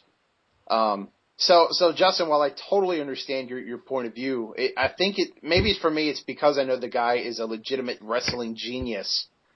That I'm willing to forgive the fact that he's playing a character that is a stereotype of a stereotype. I love Coulter still. I mean, even if the material does seem like it's always the same, I still find myself, whenever he comes out, I still put my hand over my heart and I still just chant, "We the people." You should do it like the Iron Sheik. Oh, maybe I agree too much with a lot of what Zeb Coulter says. Maybe I'm one of those guys that actually sees some truth in it. And probably to a degree there is, but when they rehash the exact same thing every single week, there's no diversity in it. It's the same thing, almost the same words almost every week. That's course. You know what, though? He did say some slick shit to the primetime players, though, that didn't have anything to do with immigration. He was talking about welfare, and he called Darren Young Mrs. Young, too. I remember. I remember. Y'all remember that shit? That was good shit. Switched it up. If he could continue to switch it up and maybe say something relevant to everybody that his guy is facing, opposed to. Facing some American and making them into crossing the borders, then he wouldn't be so bad in my book. See, and I would argue that you're, obviously everyone's got their own opinion, but I would argue that you're missing the point then because the point of his character is to be that ridiculously shallow, and that's the whole point of the whole "we the people" thing. It is tremendously shallow. It is supposed to be repetitive because it's a takeoff, it's a send-up of your Fox News and all that crap. And the fact that, that's the same type of media personality where, a kid gets shot because a gun accidentally goes off, and therefore it's the responsibility of the Democrats who did this, blah, blah, blah, blah. We're not getting into politics so much as that's just the character. That's the takeoff of what he's doing. I do get what you're saying though, and diversity would never kill anybody. It's obvious he can talk, so why doesn't he do more of it? Is what I'm getting at. I'm thinking it's just because he doesn't care and he doesn't have to. Probably. But it's like he'll always be able to get that kind of reaction. He does even by saying the same stuff, because there really is a large number of people in this country that actually believe the same things that he does. It's a sad world that there's people that do this, But there is so many people that blame those people from running across the border and taking their jobs, those people from running from the other side of the border to come in and taking welfare or more jobs. I mean, and it's sad that we have people in this world that actually believe that, but they do. And because of that, took his job! because of that, I mean, it's always going to be such a successful gimmick. They took his job! The best part about that one was the WWF episode, or whatever it was that I think they called it WWF, or whatever the fuck they called it. WTF wrestling. Yeah, that's right. And when they took his job! They actually had the rooster in there. Fucking, I gotta say something about Cesaro, though, since we were talking about him earlier. Whenever he wears the black tape around his knees, it looks like he's wearing pantyhose. I'm sorry. Because his bottom, his hairy, dark, it's so, his legs are so dark past the tape. It looks like he's got some pantyhose on. No, I'm just saying that because I'm just like, oh my god. Is it because the tape's white? No, the tape's when he has black tape. Uh-huh. He has the black tape on, just, oh my god, it looks like he's wearing pantyhose. Why is the tape Why does he wear the tape? I don't know. It just looks so stupid. Well, it's an old rugby thing. Legitimately, it's a rugby tape job. Yep.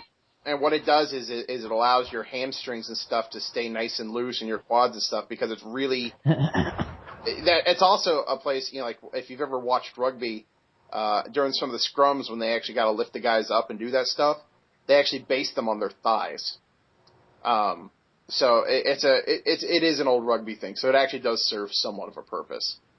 To tape his quads up sounds like something Kevin Nash should have.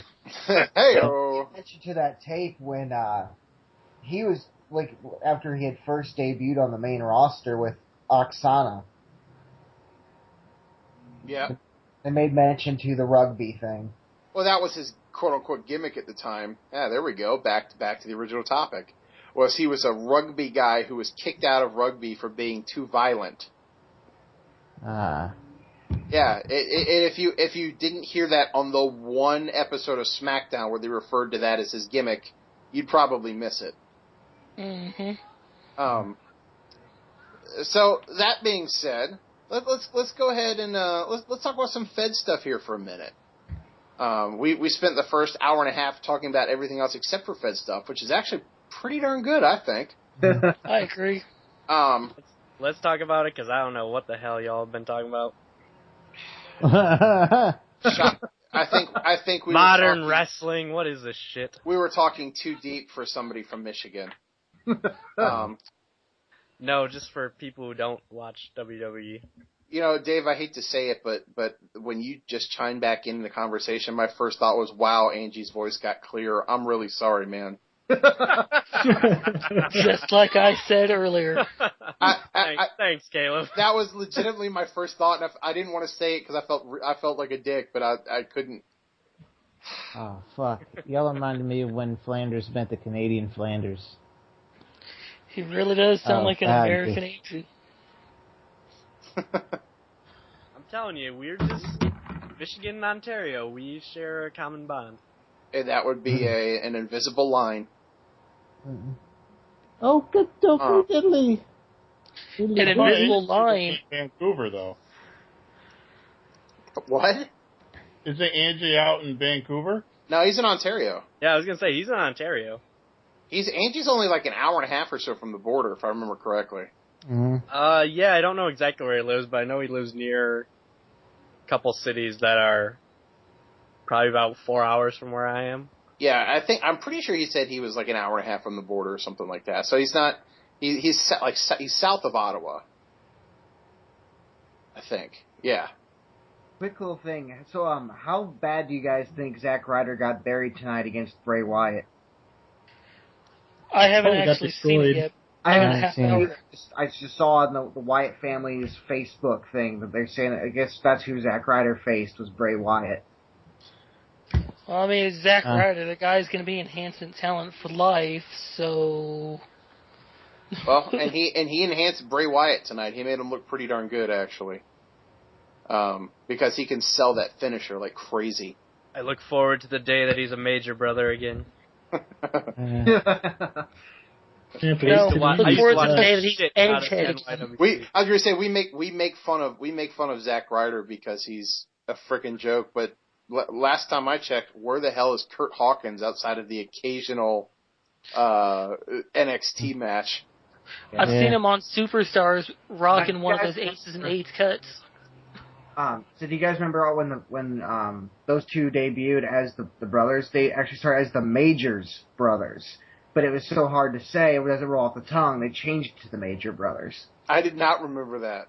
Yes, it was Majors. It was plural. And here I am thinking that that's almost as bad as when was it the Gemini? Oh, I remember the Gemini. Yeah, that's right. Speaking of Michael Shane had to change his name because of those guys. Oh, that's right. That's right. I remember that. Yeah, but to be fair, Michael Shane sucked. He was all right back in the day. He had it got everywhere he ever got because he was related to Shawn Michaels and kind of looked like him. You just don't remember the Bentley bounce. Oh, of course I remember the Bentley bounce. I just preferred him as Michael Shane. That's the greatest thing of like him is the Bentley bounce. Hey, he had some killer matches. I'll give him credit. He was in the original Ultimate X match, and it was a hell of a match. Ultimate X is always a hell of a match. And I would completely disagree on that. I'd say 90% of them are crap. How so? Well, I'll give you a pretty good hint. How many of them have there been? Like 130? I know I'm exaggerating, but for something that was supposed to be an ultimate match, the fact that there are so many of them kind of leads me to believe that there is no ultimate anything. King of the Mountain was better than most of the Ultimate X's. King of the Mountain is pretty good. I think that's the match they need to bring back, honestly. Am I the only one that didn't like that one? I would love to see it one more time. Though, I loved the Batista Khali Punjabi prison match. Just because it was like unique and we haven't had that same match designed like that since. Maybe it's too complex. I love the way that it looked. You have to climb through the first door before the other guy pulls you out, and then you have to, from that side, jump to the second wall to climb through that one. I thought it was pretty cool. They must have changed it, because I don't think it was that way when Khali faced Undertaker in that match. Khali never faced Undertaker. It was Big Show. It was like a liver enzyme issue or something. Exactly. Yeah. And when they did that one, it was just like a cage match, but made of bamboo. The Batista Khali one was actually a unique match, but they've only had it the one time. It was unique, given that it was Batista and Khali. Shit. Dave Batista, the only person on the planet who could move worse than Khali. Oh, snap.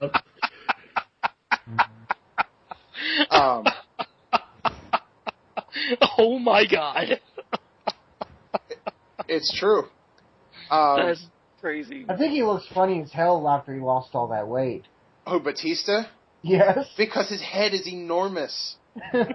He's like skinny as hell now. He's muscular. At least he looked normal size when he was buff as hell. It used to look like he had a tiny head, and as it turns out, no, his head is enormous.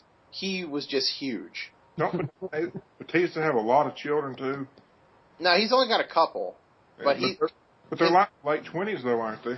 Yeah, well, Batista's on the older side. He's like, what, 42 or something now, isn't he? He was like 38 when he was with Evolution, I thought. Yeah, he's old. He's up there. He's like a year or two older than Triple H. He's 44 years old. Damn. Wow. I think Triple H is older than that. Well, Triple H is 43. Really? Wow. I'm sorry. Yeah, no, I'm sorry. He's 44. Yeah. So they're the same age. I just thought Batista's at least like a year older, so maybe there's a few months difference. I'm pretty sure Batista is older. Triple H was born, says, July 27th of 69. Yeah, Batista's 6 months older. Wow. So, I mean, he got a really late start into the game. Yeah, he didn't start wrestling until he was in his 30s. Did anybody actually read his book? No. Very, very fascinating read. Legitimately. He was a loser, and kind of still is a loser. Because he's the type of guy who he floated around because he was kind of a dick. Well, to Fed talk here. Yeah, that's right. We were supposed to get to that. Hey, man, we don't have a time limit for how long this goes. True. We can go. We can go. Well, there is no. Ocean. We can go till 2 in the morning. We could. You know what, bitches? I got Grand Theft Auto 5 I gotta play, so... Oh, God, go play that shit. Trent is living proof that as soon as you turn on Grand Theft Auto, life just stops. Yeah. Agree. I got Maybe paid. Trent can rejoin the Midnight Mafia now. Yeah, man. Yeah, I got paid practically all week to play Grand Theft Auto 4 days. Now, Rob, how does that make you feel? What, Grand Theft Auto? Yeah. It frustrated me for about 2 evenings. Why? What happened? Oh, yeah, because I couldn't get in touch with you. I'm sorry, man. I'm sorry about that. Now, Rob, tell everybody what actually happened when you sent in the second message. It got opened. Trent said, fuck Yeah, you, I I'm had to playing Grand Theft Auto. I had to make the subject GTA 5 WWE 13. Please read now.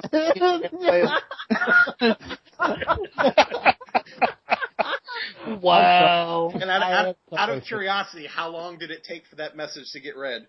Oh, it was immediately. I went to bed because I was like, no way. He's not going to fall for it. Hey, 2K14 comes out Tuesday. Does it really? Yeah. NBA. First. NBA 2K14. That's probably gonna look that game up. I was going to say the WWE one doesn't come out till later, doesn't it?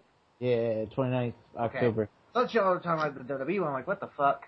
No, we're talking about NBA. Okay, well, fuck that.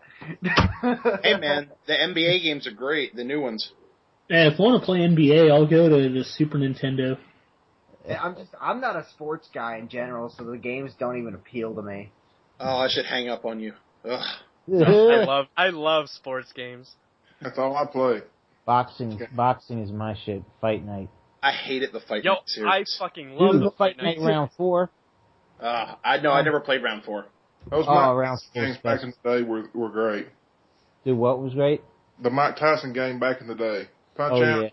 Yeah. Do you guys remember there was the arcade boxing game where you actually picked up the boxing gloves that had the motion sensors all around? Yes. Boxing, yeah. Burn the shit out of your calories. Yeah. And everybody tried Wii boxing once. Mm. Everybody tried Wii boxing once, and then immediately realized it was the worst game ever made. Mm. Yeah, it's pretty bad. I think the last sports game I played was Wii Sports. Yeah. I think the last one I played was MLB 2K12. That's because I was playing it this afternoon. I actually played 2K13 this afternoon. NBA 2K13 to be correct. NBA Jam on Fire Edition. I have that one on the PS3. You and I gotta play it. Damn right. Thank you, PlayStation Network, for as I count it, the 47 free games you've given me in the last year and a half of having a subscription. Yep. Shit. Well, if only Xbox Live was that good. I'm telling you, man. Like I originally wasn't going to get it until I saw they started giving free games, and I've just been loading up. Anytime a free game comes out, I get it. Oh shit! I could probably re-get Streets of Rage 2 now. Yeah. Mm-hmm. Fuck, dude. Oh man. Oh yeah. Oh, I fucking love Streets of Rage. My brother was wearing a T-shirt today that had all 4 characters on it. That was a classic game. Yeah. I definitely downloaded as soon as I saw it, the X-Men arcade game. Oh wow! Guess what? I own a fucking X-Men arcade game cabinet, but it's kind of fucked up. Well, not kinda. Me and my brother and a buddy of mine, we chipped in and we bought the X-Men arcade cabinet, the actual 6 fucking... Yeah, the real deal. Yeah, and we gutted it, and we scraped some of the art off the side because we were going to make it a custom main box. And our older brother was telling us, don't you do it. Don't you fucking scrape that artwork off. Don't you do it. You leave the original shit on there. Don't you do it. I mean, I can't stop you because it was you all who bought it, but don't you do it. And we did it, and we regretted it. And it's sitting up in my older brother's room in West Virginia, just fucking rotting because we haven't had the time or the money to actually create the project. But we should have just left the original artwork as it is because we wanted to take the CRTs out of it and put in like an LCD screen and make it a big 6-player MAME cabinet. But yeah. Oh well. And yeah, and my buddy was almost attacked with a samurai sword trying to put the thing back when we lived in Northwest. We had a roommate he was a real asshole, but we wanted to move the thing into the living room, and he didn't want us to move it in. He actually stood on the porch with a samurai sword, telling us not to bring it in. And my buddy Gio almost said, "I was so angry, I didn't give a fuck if he'd have swung that sword and cut me. I wanted to punch him in the face." Yeah. Wow. Yeah. Wow. And that was wow. Yeah. Story time with Trent. Oh man, that guy was an asshole though, and he Story time with Trent is the best time of my life. Thanks. I can sleep soundly now. Put y'all to sleep talking about people trying to cut a buddy of mine with a samurai sword. Well, that or you trying to finger bang some girl. Trent in this call right here is like the Ric Flair of the 2K14 panel. No. Trent's stories make my day usually. Thanks, so do Ric Flair's. Because they come out of nowhere. Yeah. So do Ric Flair's. 90% of the time, if I ever get a message from Trent, I know it's going to be hysterical because it's going to come out of nowhere. Yeah. Oh man, he was a prick though. Oh god, his fucking samurai sword. Blood out his ass. I'm glad to be out of that house though. This has been Free Counseling, brought to you by the UWL Insider Podcast, whatever we call ourselves now. If you also... Nobody. If you all... Oh my god, you sounded like fucking Angie. Telling you. Dude, Finish. I can't. It took me out of my game. The takeaway from today is that Angie and I are the same person. Yep. What it do? It don't do that. I can tell you that.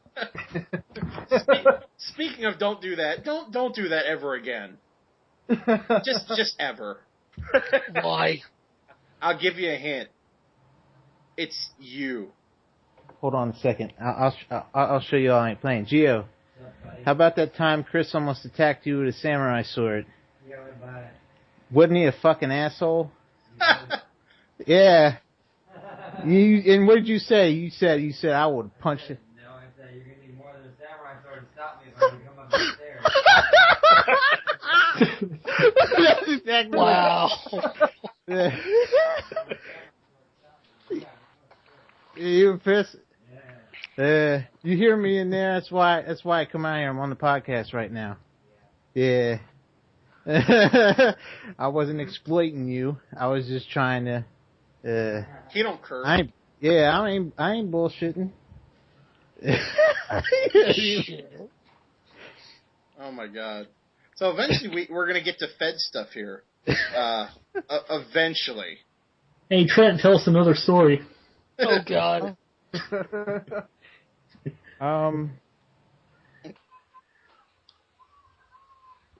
Someone's gonna get fired over this. I want to talk about the homeless lady that threatened to beat my head in, and we were yelling 15th and L in Northwest.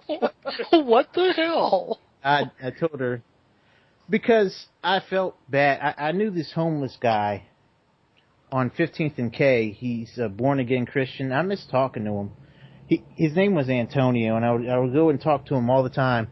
And he would say, you don't have to give me money. He cleaned himself up. But there was this crazy woman that asked me for money, but I didn't have any money. But passing on the way, there was another guy who would always say, quarters, dimes, nickels, quarters, dimes, nickels. He said, you got $1? And I said, I'm going to give it to you when I come back. But the lady asked me for $1 and I didn't have one. So I left. And then I saw the other guy and I kind of was creeping, like seeing if the lady was there. Because I promised that dude $1. So I gave him $1 and she saw me. You must only want to help men and bust that white boy's head in. So we started getting into it, yeah. Oh, shit. And then after a while, because the born again Christian guy Antonio that I knew, she came over and her and I actually hashed it out and we hugged, and I bought her lunch. Trent, you totally need to write a seg for the next upcoming show of that happening to you, to the Cochise character. I had something happen with Cochise one time in IPW with something that didn't happen to me, but I was around for it and I got video footage of it. I was on the Metro one time and this black lady was rambling about Africans. and shit about going back to Chicago. I'll have to link y'all to that. And I had Frankie at an Ethiopian restaurant. This was actually the promo where we were hinting at the UWL invasion, and that was my old story about, write a promo talking trash about somebody at UWL, and the only person I knew was Rob Daniels. So I mentioned him in IPW, and I was in an Ethiopian restaurant, and there was some crazy woman there yelling about Africans, and Frankie kind of got into it with her.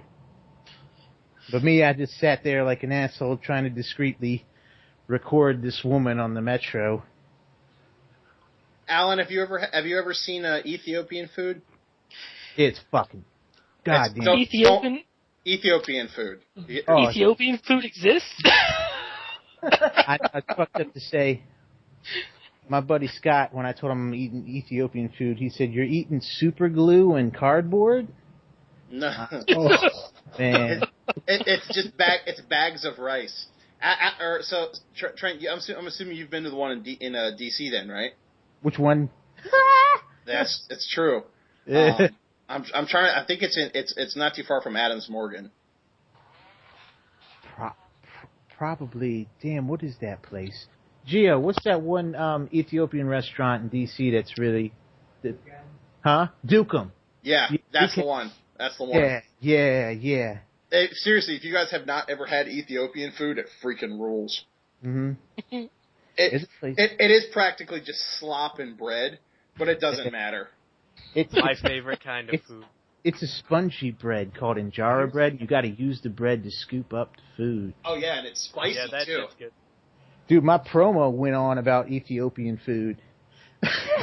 Ethiopian food and talking smack about Rob Daniels. What the fuck? And his second promo, he ended it with "I'll see you when I see you," and his second promo started in the bathroom at the Ethiopian restaurant. Dude, I had to shit today because of that goddamn 7-Eleven food, and the 7-Eleven downstairs is run by Ethiopian. See you when I see you, nigga. In the bathroom, yeah.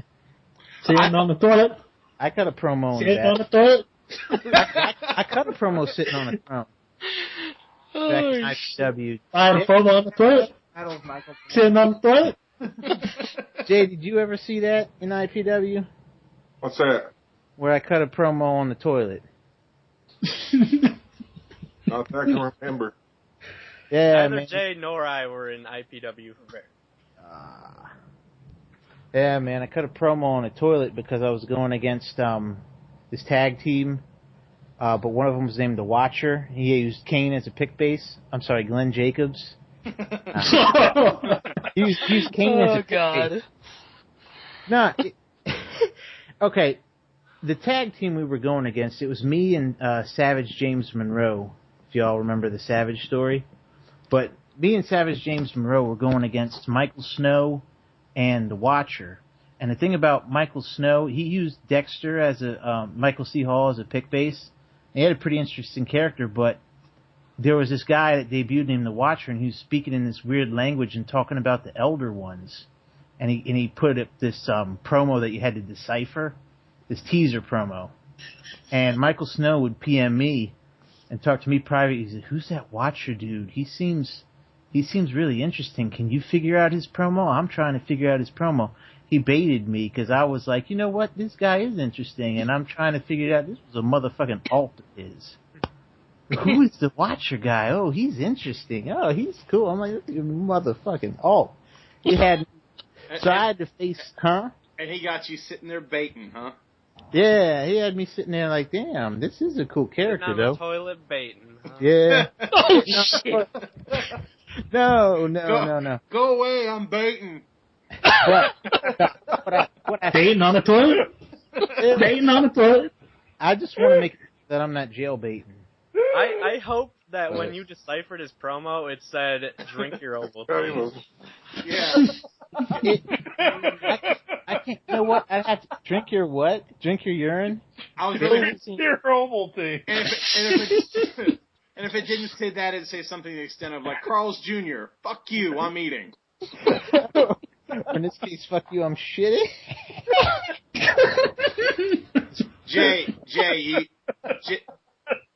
Jay, what's up, dude?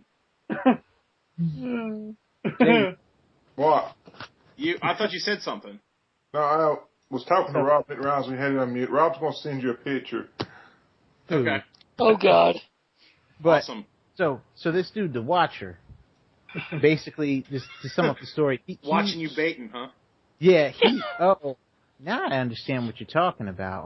Oh, God. I thought I was saying baiting like B-A-I-T, like jail baiting. I'm like, I'm not jail baiting. I don't know what I'm trying to say. Anymore. Why would your thoughts go to jailbait? And because I wanted to make it clear that I'm not jail baiting. Oh, God. You'll notice that he's not saying that he's not doing some kind of baiting. Yeah, okay. I do it all the time. I ain't ashamed to admit it. I'm to admit it. Oh, shit. Got off the tracks now. I gotta go to the bathroom for a minute. He's gonna go to the bathroom and bait. God, I'm gonna have that stuck in my head. That chick that I finger banged. I think I baited in her house once in the bathroom. I found out it was a grandparents' place too, and I found out some pretty nasty shit. Like her grandfather was fucking sending pictures of his dick to other old women. Oh, dear God. It's fucked up. Old person porn. It ain't for everyone. Hey, man, you want to see my raisin balls? Oh, shit. I probably shouldn't be talking about this shit, but I don't...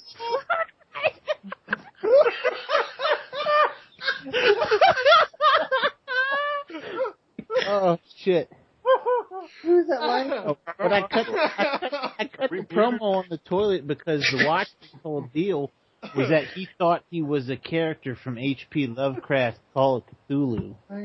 So I fucking cut a promo wiping my ass with pieces of an H.P. Lovecraft book. Of an H.P. Lovecraft book. And talking about how H.P. Lovecraft was a racist, and if you support him, you've got some fucking issues. And that's basically it. Oh my God! I'm in tears right now. What? Hide your wife. That's all I gotta say. Huh? Said hide your kids, hide your wife. Shit. You gotta hide. Well, you can hide your kids. I'm gonna shut up. Rob, you're killing me right now. Wait. Oh, what? She's seen a new one. Oh shit! Wait. So, anyway, now that we're off the topic of baiting on a toilet. So much for that. Hope you drove that point home. Holy crap. Well, I want to see this picture now. Huh? This picture. What picture? The picture you got sent. The picture I got sent. Did I get sent a picture? Did you? Is that what you were laughing at? And said, I don't know. No. Rob said, sent a Hey, picture. get ready for it, Trent. Here it comes. Just between me and you. Oh, no homo. Get ready for it. Here it comes, just between me and you. Accept it. Huh? Accept it. Except his baiting. All right. I won't say anything. I won't. Oh, brilliant. Dug that off my Twitter. Did you ever see the original video where that comes from? No. I did a fucking Mentos commercial on YouTube. Please send it right now. Send it right now. Based Please. off. Hold on. I'll go send it right now. Rob, what font was that, or did you use a meme maker? Dude, that was a meme maker. Okay. Finger banging. Oh, that is brilliant. Maker. That is brilliant. Oh my gosh. I made a video off of this game that I don't play anymore called APB. And APB had kill themes. And people had some of the most annoying shit. Because when you die from when a person kills you, it plays 5 seconds to their theme. And I found the Mentos theme, like a MIDI version of the Mentos theme. I'm like, oh, this is fucking brilliant. So I was like, you know what? I'm going to make a commercial based off the game, because that game was so goddamn frustrating. And I'm trying to find it right now, but YouTube wants to fuck up on me and give me 500 internal server errors. So, in the meantime, let's go ahead and talk about some Fed stuff. Let's talk about what we got this week. Alan, how about you take us through our card this week? All right. Looks like, let's see, we got our opening match is going to be Emma Louise versus the debuting Riker. And it's taking all that I have in me to not make a Commander Riker joke. You know, Commander Riker, like the Enterprise, Star Trek? No? Nerd! It's okay. I made a Star Trek reference in my second promo, too. Star Trek and Moby Dick in one shot. Go figure. Hey, okay. Absolutely. Thoughts on that match? She actually posted. Yeah, I just thought I gotta go read it. She just did. Anybody else? Thoughts? I need to go read her promo before I actually predict if I think who's gonna win. I think earlier I predicted Riker just because, well, his pick base is Langston, so I want to see that actually get somewhere. Okay, absolutely. Anybody else? I mean, it's just interesting to see what they'll put out. I don't really have a preference to either one, I guess. Riker's first match, right? Yep. Yeah, this is his first match. I think it'll be interesting to see what Riker can do with the character, because he's trying to portray that like man beast, that monster, kind of like we were talking about with like Lesnar earlier. That's kind of what it sounded like he's trying to kind of put out through his promo. So I'm interested to kind of see where he takes that. Absolutely.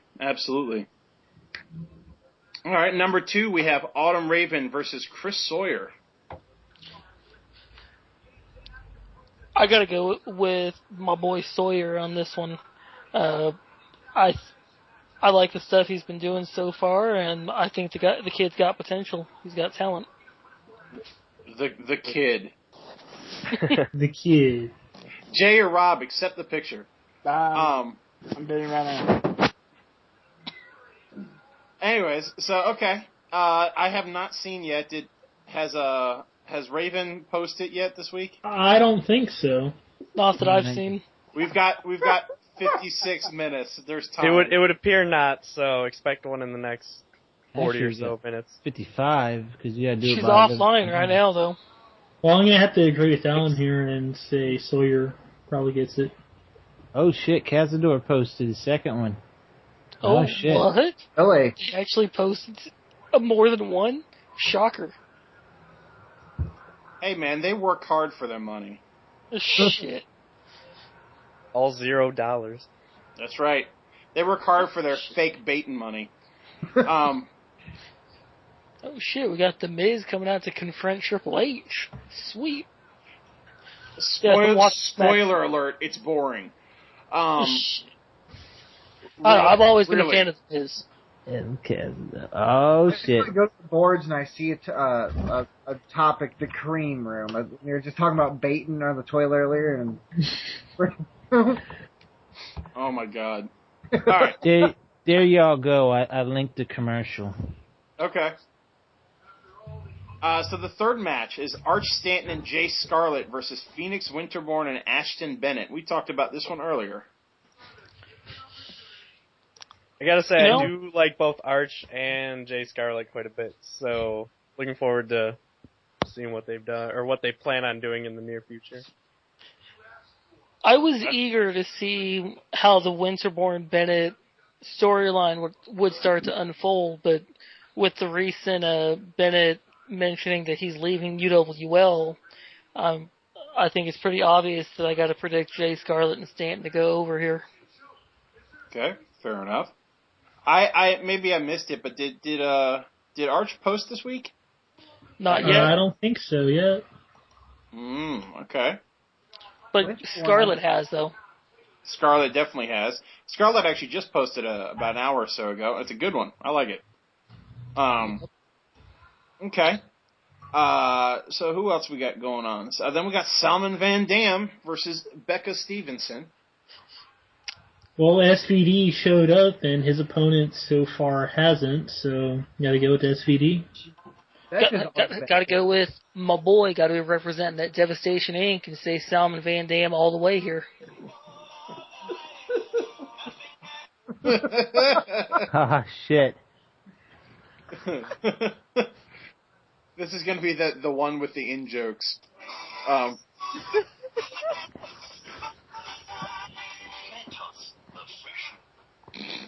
Shit.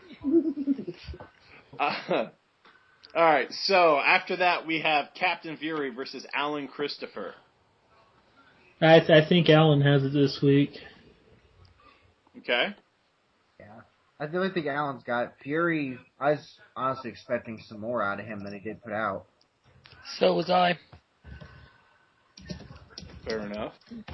Threw up just enough so he's not no-showing, but I was hoping this whole Devastation Inc. thing would give him a strong focus to want to go and keep with it, because now he's got something to actually fight for. Well, we were actually talking about this in the chat last night. Didn't you say he had like an exam or something? Exams or some kind of classwork or something like that. I mean, still though, you got like a whole week to promo. Even if you space him out, you can write him on Sunday or Monday. Yeah, I know. That's true. I mean, life happens. I just kind of expected. I was hoping to see more out of him. Who's watching King of the Hill? Trent, go away. I know propane accessories. I've been derailed by exams many a time, so.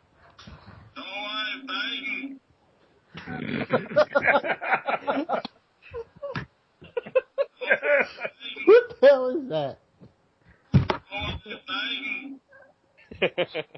Nice. Damn,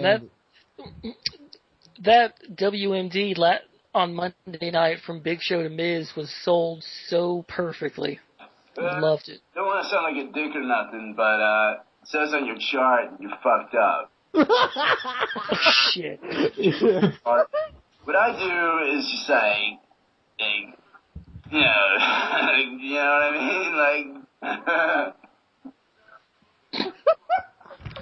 I fucking love that movie. That movie's great. now, as I was saying, drugs are bad. You shouldn't do drugs. Goblin? What? Never mind.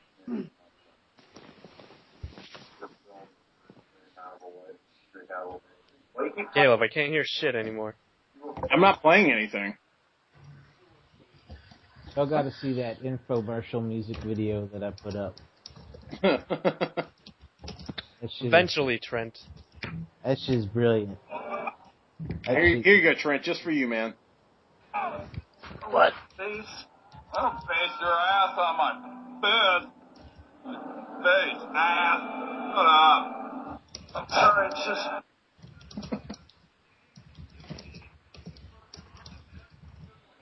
Is that from Idiocracy? That's what you said last time, dipshit. I got a solution. You're dead. South Carolina, what's up? South Carolina represents. That's what I thought. That's just proof that we need JB to change his pick base to President Camacho. That would be the greatest thing of all time. Oh, God. Anyways, so let's get back to the card, shall we? Yeah. We're somewhere in there. Actually, we're at the next one. We're at Frankie Cochise and Joe Jones versus El Cazador 1 and El Cazador 2 Eyes. 2 eyes. 2 eyes. And now, from what I saw, I feel like I saw one El Cazador RP this week, even though he did both. So shouldn't only one of them count for him? One-man teams can post 2 promos, just like two-man teams can post 2. Right, so Joe Jones only got to post 1 this week. I only got to post 1, but Dave gets to post 2. Yeah, but yep. Dave and his partner.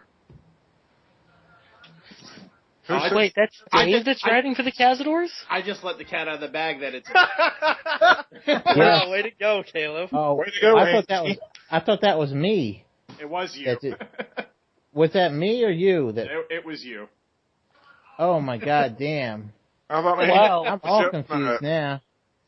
I was wondering how long it was going to be before Eddie Jones got back in the ring. I thought he was just like, he stopped writing promos and just started I thought that was Caleb. Being like staff. Shit. Wait, what happened? If you compare El Cazador 1's bio to Eddie Jones's, you will find a lot of similarities. Yeah, and look at the other El Cazador 2 and you figure out who that is. Damn, don't I feel like an asshole right now? Wow. Don't worry about it. Sorry. Trent, it's okay. You just ruined the worst kept secret in the history of UWL. Caleb said. Just look at El Cazador 2's bio, and you'll figure out who he is. What did you say, Dave? I was about to say, speaking of worst kept secret, the first person who at least called me out on it was a guy we mentioned earlier, Christian Kane. He was the first person to pick up that El Cazador 1 is Eddie Jones under a mask. Wow. You know what? Well, it didn't help that Alan said one person, Alan had the segue. I gotta say, I'm passing the blame now because he said a one. Don't worry about it. As Caleb says, it's the worst kept secret of all time. I didn't know until tonight. How did you know it was a one man? Because he saw 2. That's right. Well, damn. Yeah, I mean, I just assumed that El Caz 1 and 2 was a one-man team. I didn't know who handled it, though. You never noticed that they mysteriously showed up the same time Eddie Jones mysteriously disappeared? I figured that was just because Dave was taking time off from writing, so I was like, okay, so we just jobbed the belt on to these guys here. I'm not really blaming you. It's just something that fucking happened because when the key to the talking, but that's funny as shit now. God damn. I guess that's why both the El Cazador account says Tag Team Champion under the name, as well as the Eddie Jones account. Huh. Wait, I guess that's why. It does still. Bet you didn't think of that, Dave. Actually, I wasn't aware of this. Actually, Dave's is just because I've been too sorry to change it. Oh, we've all been fucking up here. I probably did. So, did I have this during Pine Baron and Blade Razor's reign? Yeah, you've had it for a year or longer. However long you've been doing Cazadors, it's set it over it. Wow. Man. That's how low the tag titles have fallen. He's now just tag team champions for life. For life. Oh shit! I was trying to target the tag team titles last week. Shit. God damn. Better say, use the Lord's name in vain. Shit. Anyway, yeah, that's how the rules work. What? Well, we got some sharp knives in the drawer here, I'm telling you. Okay, well, we talked about this before, but I'm gonna pick on him a little bit again now. Do you guys remember when Angie was coming back as Angie after he lost the title, and he started doing these things where the original one, it was like another Mystery Man promo. It was right after we got done with like 3 consecutive re-debuting characters. Alan knows what I'm going to say. Mm-hmm. I think I know. So he put out one of those promos right about the time we were all trying to convince him that it was a terrible idea to do another Mystery Man angle. And at the end of one of them, or maybe it's at the beginning of one of them, he puts one where it's like a guy watching a screen, like a static, a TV that only has static on it. And I remember asking Trent, I said, so who do you think is debuting? Yeah, I knew this was coming. I knew this was fucking coming. I said, who do you think is debuting? Go ahead with it, please. He basically said, hi, my name is Angelo Valor and I'm coming back. But Trent seemed to miss it. It went way over my head. I thought it was Rich Hamilton. And he thought it was Rich Hamilton. I'll tell you why. It's because of the fucking Mystery Man figure and the goddamn static. I tied that with Rich Hamilton and his whole fucking shit and his signatures and stuff. I really wasn't reading too deep. Hello, I'm Angelo Valor, and I'm returning. Son of a bitch, it must be Rich Hamilton. Who could this be? That Christian Kane is sneaky. Oh, man. Rich Hamilton, crafty character. Oh, jeez, man. I need some alcohol or something. It was, little known fact, it wasn't Angie that was doing it. It was Tristan Cruz from Back from the Dead. Shit. God. It's Tito Capaci that's returning. Yeah, totally. It's the janitor. Duh. I'd mark for the janitor. It's off the road. I was looking too far into it, man. Just watch out for Dave's next tag team on Golden Pond. Lol, R-Truth gets a jobber's entrance, and he's fighting the world champion. Okay. So, we'll eventually get through this damn card, won't we? I just want to say that I'm wearing a Team Friendship Hug It Out t-shirt. I just want to say, relating window. back to the card, that Los Cazadores are going to lose.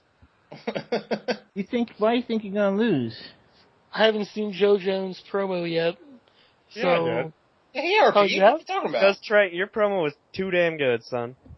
Oh, I must have missed it, unless you posted it like sometime late tonight. He was one of the first ones to post. He was one of the first ones. He was early. Oh, I remember it now. With the baby face. Yeah.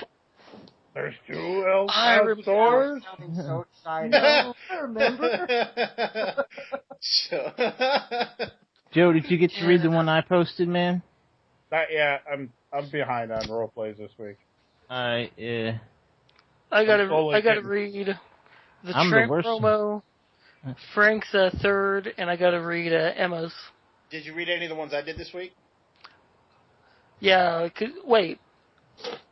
Oh no, that was you, Justin. For a minute there, I thought that was Caleb that was saying that. No, I read all 3 of yours, dude. Yeah, it was me that said it, but. Oh. Yeah, Caleb, I read all of your Riker promos. Yeah. Well, crap, now I can't use Riker anymore. Caleb's El Cazador number 2. Actually, while we were talking about it, I was actually going to come in as El Cazador 3 through 5. Shit. We're going to make the next Villanos in UWL. Damn right. Now we just gotta kill somebody in the shower. And then we're gonna have somebody come in with the Raven pick base and break one of their necks. So, good Lord, we'll never get through this damn card. We've only got one match left, and that's Scotty Adams versus Frank Washington. We haven't even discussed predictions for the tag team match. My prediction is El Cazador 3 through 37. Oh, shit. Gang warfare. And they're, It reminds me of they're gonna be midgets too. Oh, shit. When there's a Sting army that attacked the NWO, that's what that is right there, is the Cazador army. Don't worry, everyone in UWL can become an El Cazador. I feel like drinking a Sapporo right now. It's a good fucking beer. I like it. Do it, son. Costco. Yeah, son. Oh my God. How many have I ever had? We're just splitting them by. They should bring Xavier Woods up to the main roster. If you can count them, Trent, not enough. Damn straight. Hey, Dave, you're a beer guy. What's your favorite beer? Absolute favorite beer is Two Hearted Ale. Oh, that's a good one. Yeah, that's a damn good one. I like this Corona. I'm simple like that. Hey, Kyle, you're in California, right? Yeah. You should. I want you to buy and ship me a beer. Well, what kind of beer do you want? It's limited release, and Will Wheaton put out a beer. It's called Wootstock, and it's this ridiculous stout that he did with Stone. Speaking of limited releases, that reminds me of my other favorite beer is Hop Slam. Oh, if anyone's ever had it. Yeah, I've had it. It's not that good. Yo, it tastes like candy water, man. Yeah, but you like all of Bell's stuff. I do love Bell's beer. It's good. Yeah. Damn. Anyways. Wish I had some chips or something. Fuck. Damn, chips and beer. You're just gonna have to settle for your Mentos. I haven't bought Mentos in a minute. I need to get them. So how do we feel about Scotty Adams versus Frank Washington? I think we're going to probably get distracted another 3 times before we finish. Well, at the start of the week, I predicted Scotty Adams to retain. And at the moment, since I haven't gotten to the third Frank Washington promo, I think I have to continue the Scotty Adams prediction. That's mainly because I think Frank's first promo overall is going to be a bit more of a hindrance to him as compared to Scotty's first promo. No, even I think that. So, but that's not gonna stop me from trying to win anyway. So. Mm-hmm. Okay. Even I can admit to that. So. I appreciate the fact that both of you guys actually were able to completely max out your RPs. That was awesome of you. Mm-hmm. Mm-hmm. Yep. Ain't no thing. With a chicken wing, dog. Shit. Damn, I wish I had something. Trent, you had 2 sips of a beer. You already drunk? No, I'm just looking for something to eat. That's because he's high. He got the munchies, you know what I'm saying, my nig? I wish I had some of that. Oh, damn, I'm spilling beer all over the fucking place. You ever have that time in your life when you realize that you're not, like, as white as you know you are, you're not nearly as white as somebody else? Yeah. Alan's whiter than mayonnaise. Alan's whiter than everything. Shit, I'm whiter than Seamus. What you talking about? What you talking about, Willis? Alan is so white, I try to not claim being white when I'm around him. Well, just because then you'll just come across as a race hater.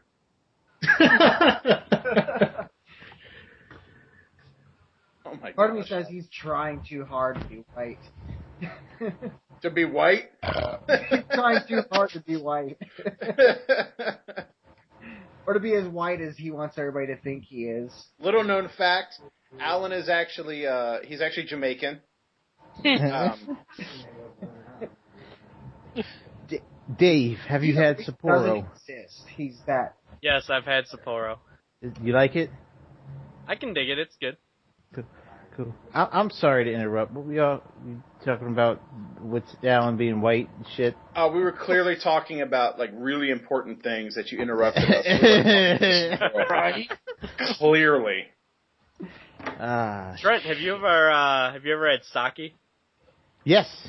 Oh, sake's amazing. My brother drinks the shit out of that stuff. Have you ever had soju? I have not. It is basically the Korean version. It's fucking North good. or south? I was reading a blog. I got to link you all. A buddy of mine linked me a blog about North Korea, and this American taking a tour of North Korea, and it was a very cool blog. And in North Korea they don't call it North Korea, and you better not say North. They call it Korea. Yep. They just call it the motherland. Yep. How'd that go, Jay? Yeah, right. It's round about like that. All right. So, that being said, I think we've gone over everything. We've done one heck of a podcast tonight. So, I say we're gonna officially wrap it up, and then we'll be okay to go. For overtime. Whatever. Or whatever, yeah. That's up to y'all. We good? Yeah. Cool. Yeah, word. I'm gonna get myself. Hey, can we get another story? Oh, God. For me? Yeah. All right. Well, we'll do that afterwards. Anyways, for UWL and all of us here, we'll see you when we see you. Word. Word. Life. Yeah. I'll never say that. No, that was stupid. We'll see y'all next time.